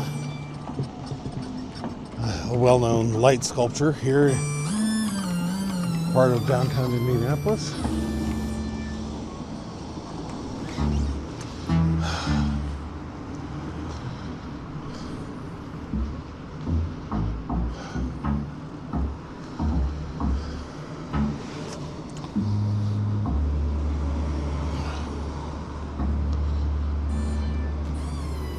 And I'm at another 6-way intersection. This one, the road that I'm looking to cross here is Massachusetts Avenue. Mass Ave, which is one of the cultural districts here in Indianapolis. There's Alabama and Vermont as well. Okay, I'm going to go ahead and cross here. And here, while I got the chance.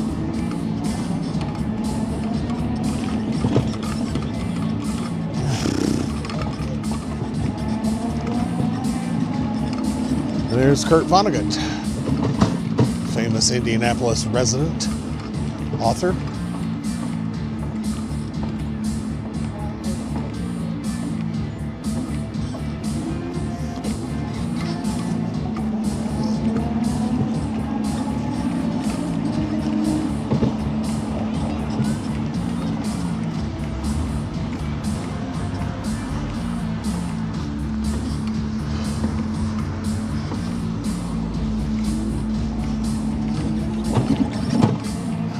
Go. Oh.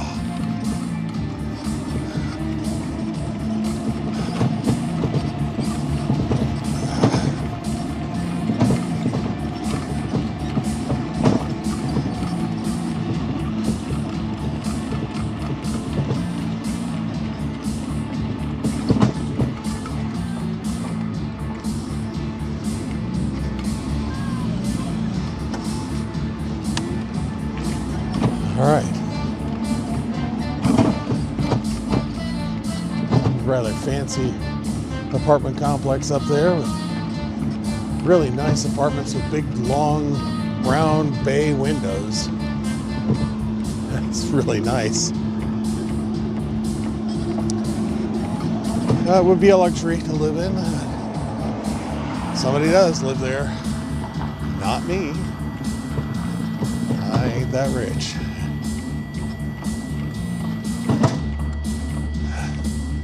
It ain't me.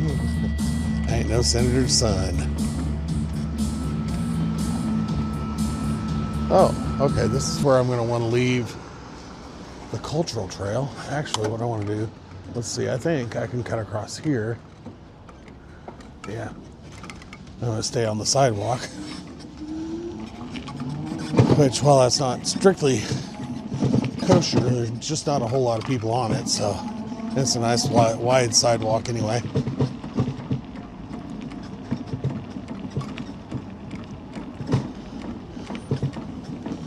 Huh. Howdy. There's lights on these trees, but they're not on.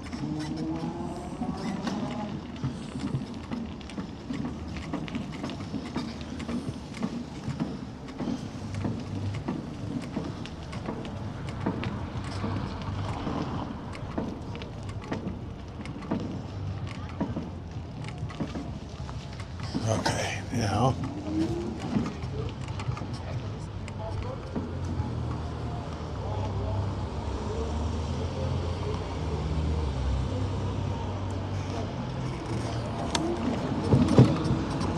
I pop back to the street now.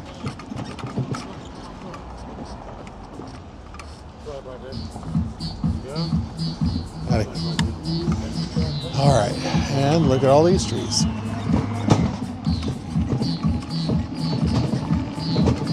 And this is the Monument Circle that we're headed toward. And they've definitely decorated it with lights, as they do every year. Let's see what else they've done in addition to all the lights. First, people are crowding around in their cars to go look at it. And I've always kind of wished that Monument Circle would be closed to car traffic, but that's not happening.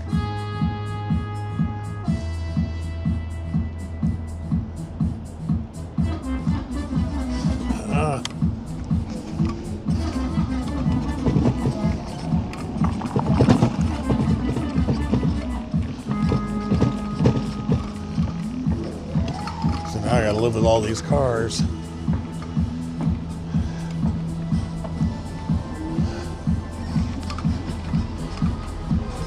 But I think I've got a way to sneak past them. Huh. Well, it looks like there's a lot of the display that's up but not lighted right now. And I wonder why. Because people are definitely here to see it.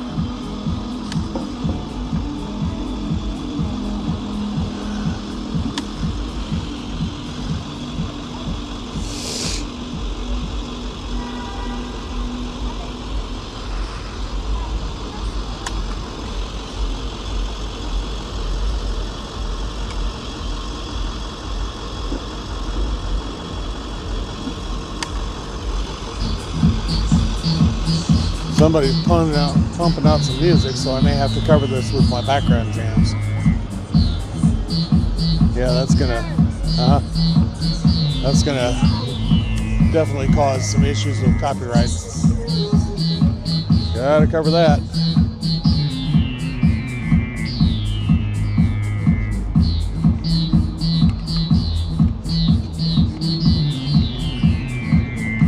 Okay.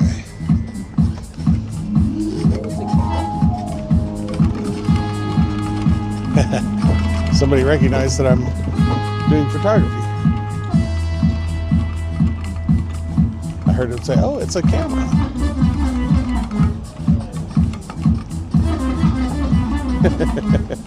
Christmas pajamas, I love it.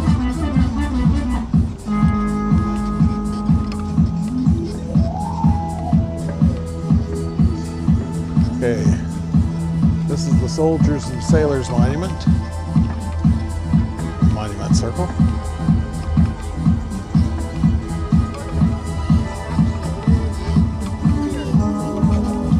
Okay, a little bit of warmth coming off of those.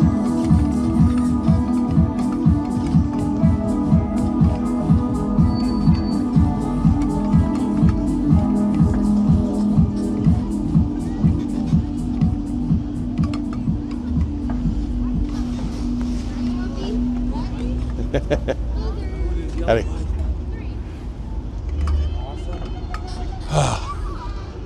Oh, I gotta close my coat. It's getting a little chilly. Are we live? Huh? Well, no, I'm just recording. Oh, right. I've got a YouTube channel called Indy Night Rider. Oh, okay. It's just for nighttime photography with, from the bicycle. So, of course, Christmas time's the best time to do it. Yeah. So. That's awesome. How old is this thing? I got it about this time last year. Yeah. So, it's not real old. Yeah, I like it. It looks like it's well built. Yeah, it's pretty solid. So, Go get mommy. All right. all right, we'll see you. Check you out. Thanks. Ah.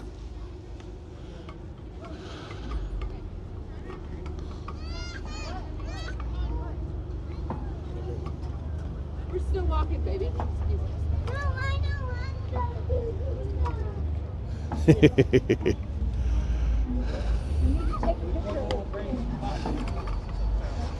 Well, I mean,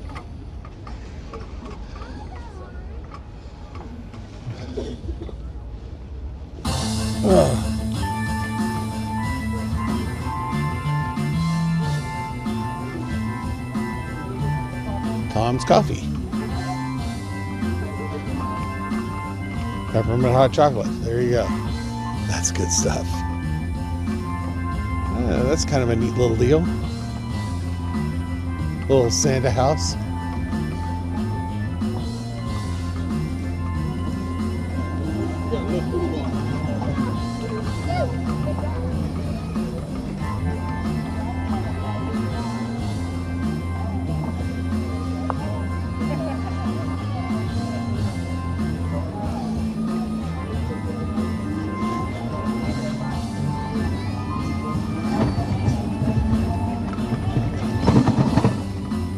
There we go.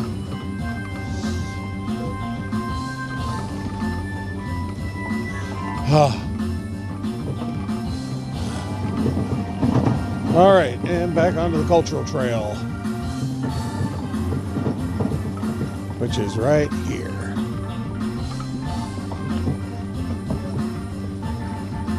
There we go.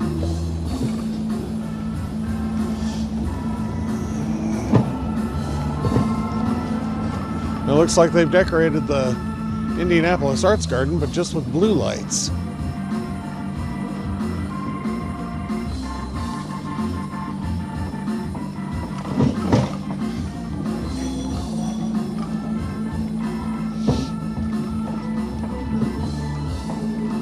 That's really nice.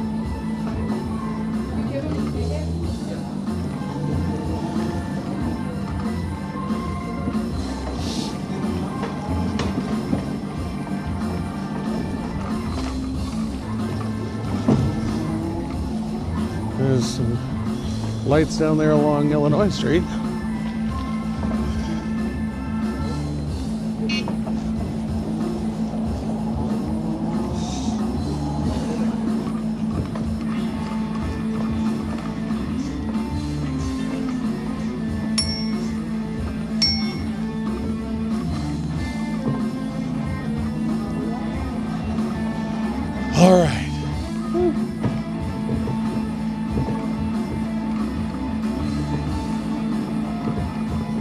here, once I cross Capitol Avenue, I have to jump to the sidewalk because there's something going on the trail. Oh boy. I'm gonna look for another place to sit down for a little bit.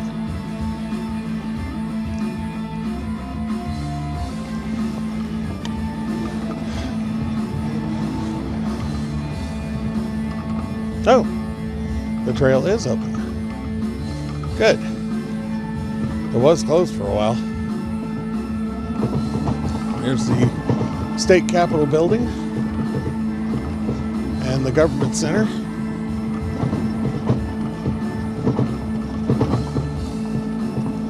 Okay. And while these aren't Christmas decorations, there's kind of some nice photography to be had up here, so I'm going to cut up through the government center for a second, then drop back to the cultural trail.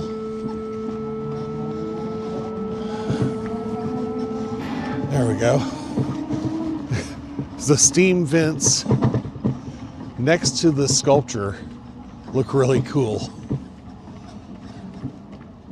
It's like, I call this the Stargate, and I like riding through it because it looks like Stargate from the TV series. Now here we go through the Stargate. And wow, just in a second we went from Indianapolis to Indianapolis. Isn't that amazing? Okay, now this is kind of a fountain, but the fountain's not on. The lights are. So I'm just going to ride through it, which normally I wouldn't do if they had the fountain on. But since they don't have the fountain on, just ride through here and have a look at the lights. And then I'll come back through this way. There's that light bulb that I didn't recognize until recently. Is this actually, I've been looking at this thing for decades, and it's actually supposed to be a sculpture of a light bulb. Or it kind of looks like one to me. Well, maybe not from this angle, but definitely from this angle. Okay. There's a light bulb behind me. I have an idea. Okay, let's see. And there's some lighting on the fireman and policeman memorial over here. So let's go through here. Oh, look at all that nice lighting. They're all different colors. Okay, and they're pastels. I was thinking pastels. Okay, so this is the firefighters memorial.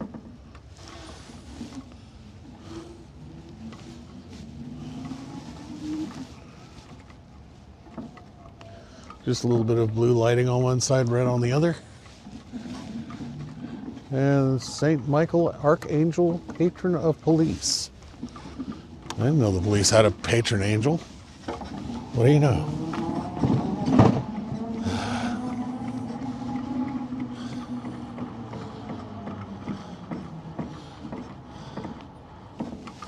Okay, now I'm going to cruise slowly through these little fountain lights here and then head back to the cultural trail.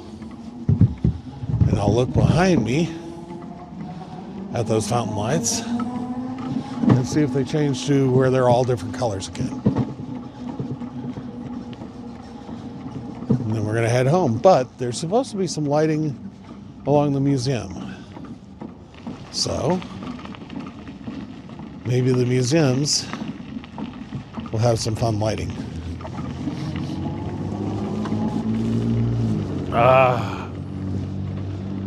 There's some little wreaths on the convention center over there.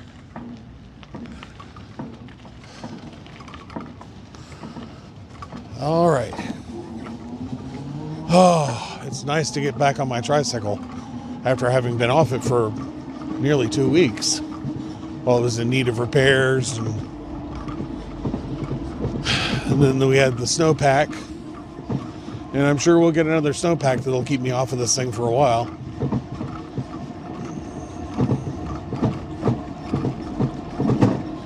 Oh, there we go. NCAA headquarters are this way, but that's not the NCAA headquarters. That's the government center. NCAA headquarters are like about a mile down that way. And this is West Street, which is a major thoroughfare in Indianapolis. And I'm next to Washington Street, which is also a major thoroughfare in Indianapolis. This time of night on a Saturday, not a big problem as long as there's not a game. All right. And there's an inflatable train, a Santa train, and it's deflated. It's just a few days before Christmas. What? You're taking down the Christmas decorations before Christmas? Okay, these aren't really Christmas decorations. It's just the way that the museum is always lit up. Well, there's some Christmas decorations here for the park. The little lights are all decorated. That's kind of nice.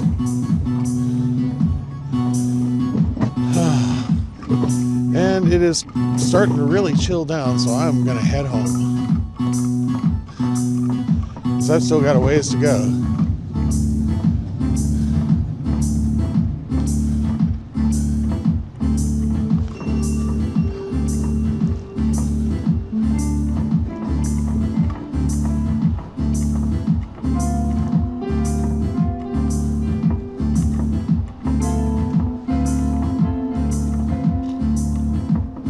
Looks like the top is off of that sculpture.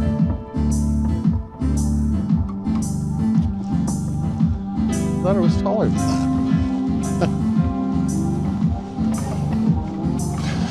Okay. And that's the canal down there. We'll see if there's any Christmas lighting along Indiana University, but I kind of doubt it. Or holiday lights.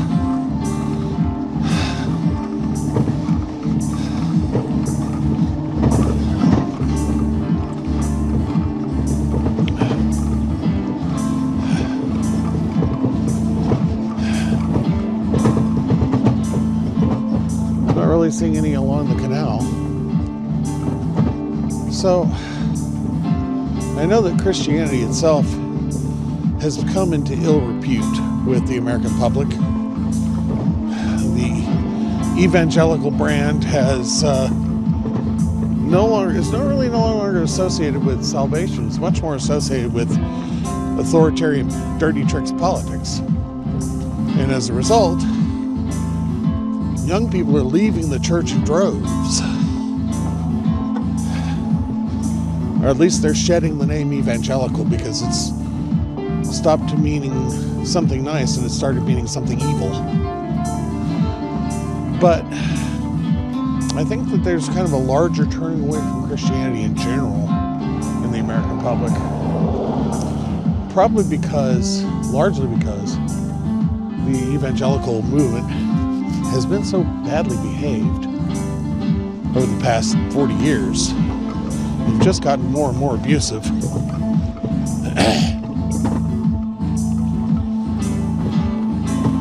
And with Christian nationalism now in full swing, a lot of people are becoming quite disenchanted.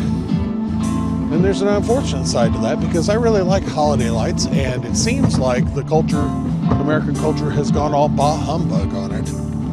There's just not as much effort or as much joy being put into the holiday lighting. And I think that reflects the general feeling in the culture toward Christianity, which is unfortunate because holidays are about more than Christianity. You know, the holidays around this time of year really predate Christianity significantly. And they're across many, many different cultures. But, you know, here I am in Indiana University, and I don't know if in years past they did holiday decorations, but I bet they did. I bet there's not a single Christmas tree to be found here now.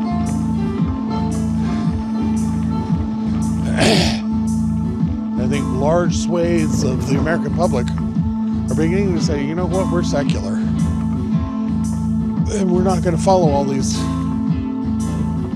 Christian traditions because look where they're getting us. But it's not really the traditions, and it's not really the celebrations, and it's not really the joy that's causing the problem.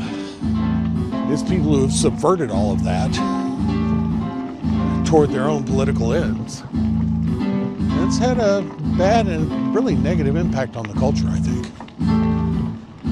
It's unfortunate. So I'm not a Christian. I really never have been. I wasn't raised Christian. Even though my parents were Christians at the time. They're not anymore. But they were kind of in the long, slow process of pulling away when they were raising me. And they allowed me to choose for myself, and I chose no. But that never really made me bah humbug about Christmas or about the holidays in general. I like the holidays, and I like holiday lighting, and I like all the traditions, and I love Christmas music. And while the Savior complex is something that I find, troublesome, it's really deeply embedded in our culture that one person has to save the world. It's only a step from that to, and I am that person. All you have to do is do everything I say, which I don't think is very healthy. I'm a believer in democracy, not autocracy. But the Christmas carols, well, they talk about the birth of the Holy Child. They are part of an ancient tradition of rebirth. That the sun is going to come back, that the spring will come again, that the plants will thrive again, that the cold weather will go away, and we'll have summer again. And that's what we're celebrating, is that even though the coldest part of the year is ahead of us, the sun's about to come out. The sun's about to come back. And even though it'll be colder for a while through the winter, because it takes a while for the weather to catch up with the heating that the sun provides, we will get there. We'll see the sun coming up earlier and earlier. The days will become longer. And that's what the celebration started out as. The sun's not going away. It's coming back.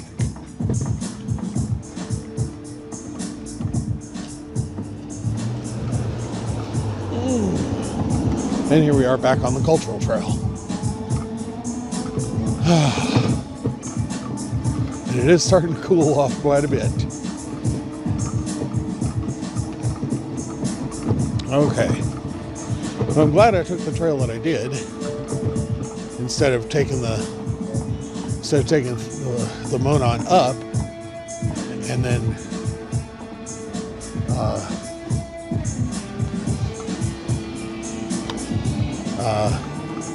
trying to come back along the Fall Creek Trail, which would have been dark, muddy, and gross, and cold. Which means it also might have been a little slidey, and I don't like the idea of being slidey next to water with an electric vehicle. That's just a bad combination. Okay. Let's see. Prodigy Burger Bar. No, and it looks closed. No restaurant has really lasted in that location.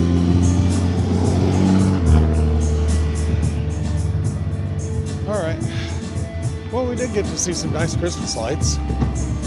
Or holiday lights. So it looks like some lighting down here, although I don't think this is holiday lighting, but at least we get some lighting on my way back home. Of course, there's all these lights I see every time I ride this part of the trail.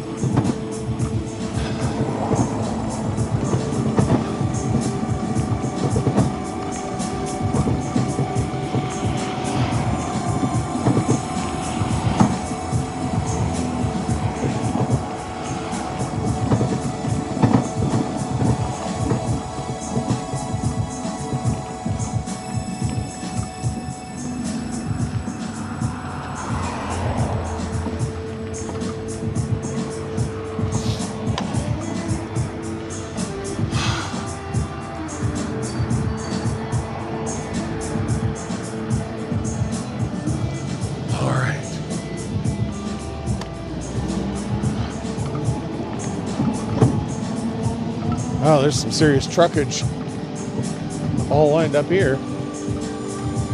Oh, looks like somebody had a wreck. Tow trucks. There's another tow truck just a moment ago carrying another car.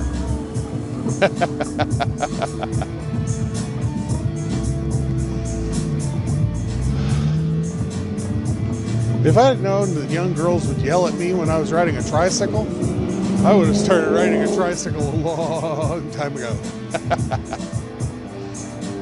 Not that big a deal to me now.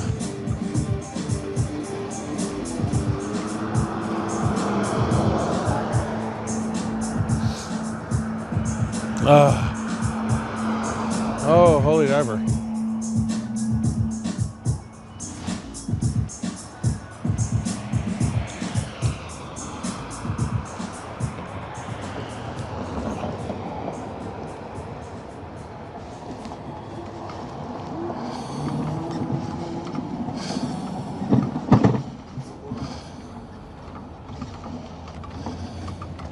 The last time I rode across this bridge, I was testing the ice on the bridge, and I was sliding all over the place. Which it was unsettling, but since I'm on a tricycle, it wasn't like I was going to fall over. If I'd been on a bicycle, we would have gone two different directions, and that would have been very uncomfortable. And as I recall, that day it was very cold.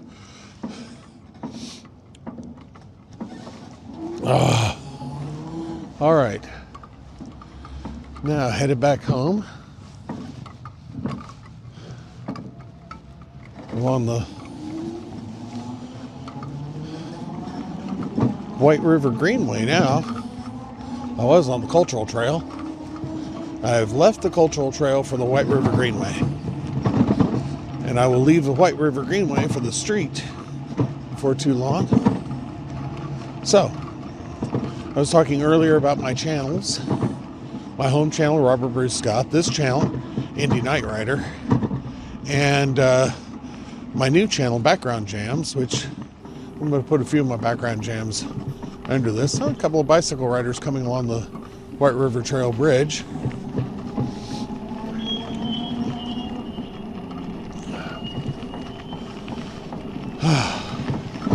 An airplane. I have a number of spin-off channels planned as well. One of them will be for mandolin arrangements, but I'll also put 12-string guitar arrangements on it. Because I've only got about 20 or so 12-string guitar arrangements.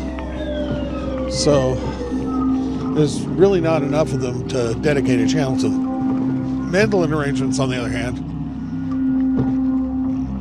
I learned a long time ago that if I could play something on guitar or keyboard, I could do it on the mandolin.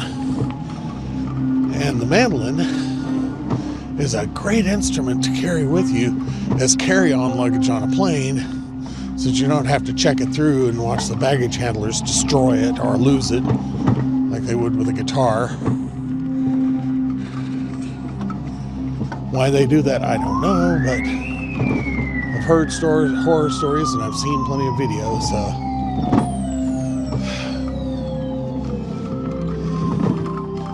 That's why I started playing mandolin, was because I was going to sing in Washington, D.C., and I didn't want to try checking one of my guitars through on the plane. And I knew there wasn't going to be a piano in the room that I was going to sing in. And I didn't want to do anything so uncouth as, wow, that was a big rabbit. And there's another one there. Not quite as big. The one that just ran across the trail is huge. Didn't want to do anything as uncouth as singing to a boombox. So I learned how to play the Oklahoma State Anthem, which is the song Oklahoma by Rodgers and Hammerstein, on a mandolin, which went over really well. And I was able to carry the mandolin as carry-on luggage on the plane.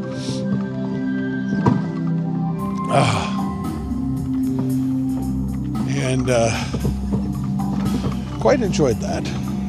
But sitting in my hotel room the night before the meeting where I was going to be singing at, I realized that anything I could do on guitar or keyboard, I could do on mandolin.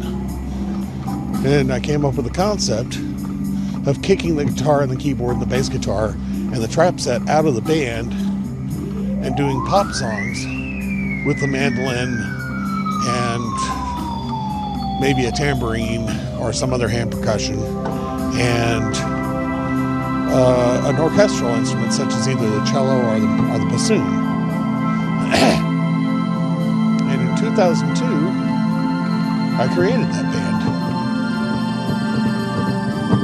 called the Troubadour and the 16th Century Rock Band in Oklahoma, with Susan Diekman playing bassoon and Marta Aponte singing and playing tambourine.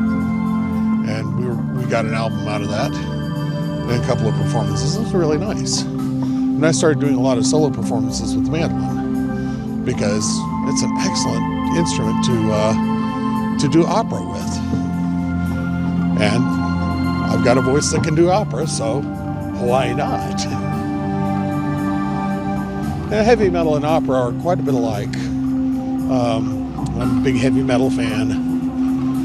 And if you like heavy metal, you ought to try opera. And if you like opera, you ought to try heavy metal because they're really very similar. They're cutting-edge technology music for the times that they were recorded in, or the times that they were written and popular and performed. Both heavy metal and opera were just absolutely cutting-edge technology. They were loud and boisterous and a little rebellious.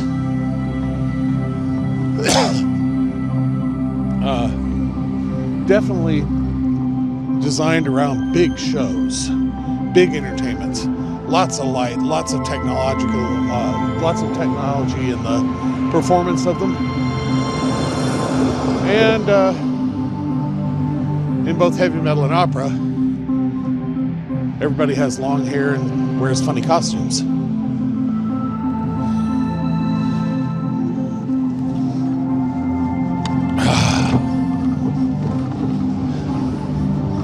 I'm getting close to home, and I'm glad because I am a little chilly. Not bad, but you know, I'd say it's probably getting down closer to freezing now. Maybe not freezing just yet, but it's getting there. Not bad though, there's not a wind. I'm just not used to riding in the cold weather just yet, and I need to get more used to it so that I can ride through the winter, because it's getting to be winter. I think tomorrow's the first day of winter, actually.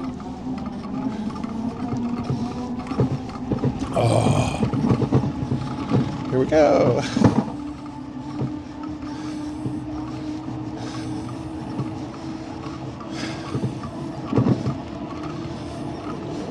So, the end of autumn is the shortest day of the year, and you would think that with the shortest day of the year, that would be the coldest day of the year. But not really. There's kind of a lag between the shortest day of the year and the coldest day of the year. The sun's actually starting to come back and the days are getting longer, but the weather gets colder and colder because it takes a while for the heat that had been built up in the atmosphere and in the ground especially to radiate out. So even though the northern hemisphere is getting more sunlight and more radiation and more warmth that'll soak into the ground, it's going to be a while before that matches the radiation out, the cold from all the dark that we get in fall. And it's still dark, of course.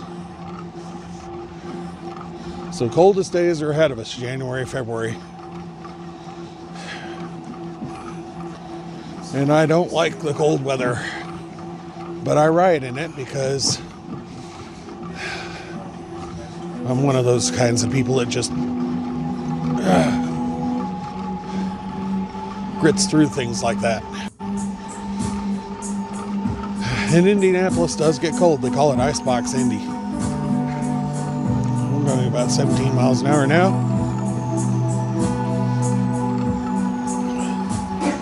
which means that I'm riding through freezing air, but with a 17-mile-an-hour wind chill.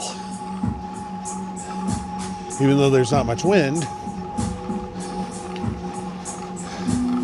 So when there is a bitter wind and I'm riding into the wind at 17 miles an hour, I'm doubling the wind chill. And it can get really cold.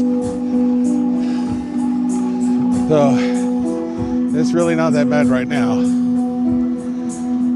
We'll see what it's like the next couple of days, but we'll see what it's like over Christmas, which is next week. When we get a few days off, I was thinking I might drop this thing in the truck, head south somewhere where it's a little warmer, and do a night ride. And maybe find some Christmas lights.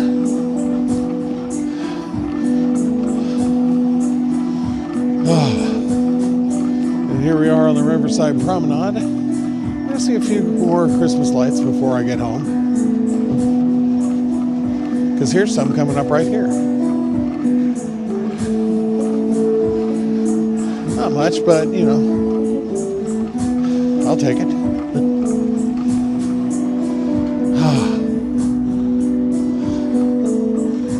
I have been writing Star Trek fan fiction for a while, and I've kind of just taken a break from it. I wrote a nice series called Star Trek Hunter, and now I'm writing Star Beagle Adventures. I had wanted to write some original fiction, you know, not that there's any shortage of fiction writers, but I really write more for me than I do for anything else. But I had a couple of different series in mind, and one of them was kind of a Scooby-Doo takeoff, but with heroes who live in Indianapolis, so I could reference places and have them go and investigate hauntings in Indianapolis, and have most of the hauntings be pretty much like Scooby-Doo. It's Mr. So-and-so in the such-and-such mask, you know, where they discover that the haunting is bogus, or, you know, there's just nothing to it.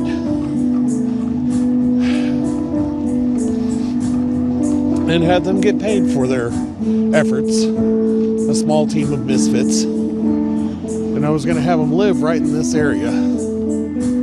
So I was going to give them a fake address. It would actually put them in the middle of this golf course over here, so nobody could actually go to that house.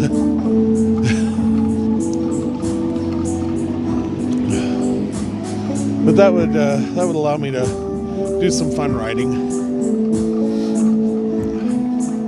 write about these characters, and have them be a little bit more real than Fred and Daphne, and have their situations be a little bit more real instead of Fred and Daphne. But, you know, whereas most of the time they encounter, you know, bogus ghosts and you know, places where people's imagination are running away with them, or there's, you know, some sort of a problem in the structure or something like that, every once in a while I'd want them to run into a spooktastic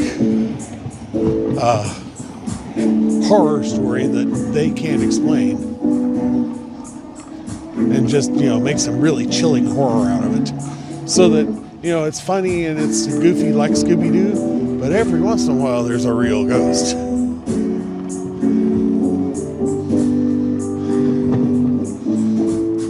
So that was one idea that I had for some original material. And the idea being that to be able to write series kind of like Sherlock Holmes, where instead of writing some sort of a novel, I'm writing lots of little bite-sized stories and adventures that eventually add up, but that are, among other things, oh, what happened? Something happened. I think my electric motor just became disconnected. So I'm going to ride this thing home on muscle power.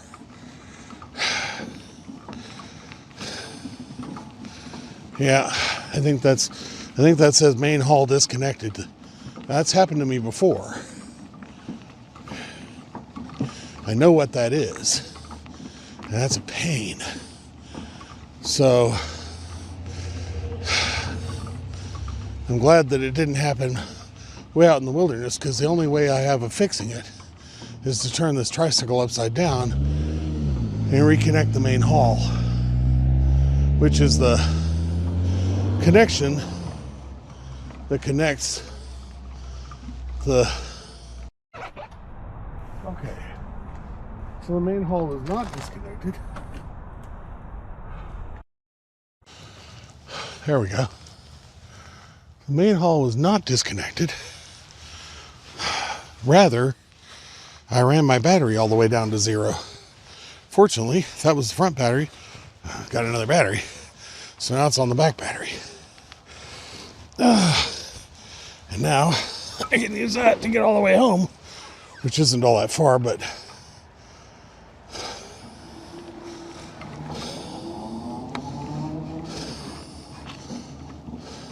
there we go. So I can get my light back on. All right. And not only did my trike battery die, my camera battery checked right on out with it. So, all right. Well, happy holidays. And Merry Christmas to all. And to all a good night. Isn't that how this is supposed to end?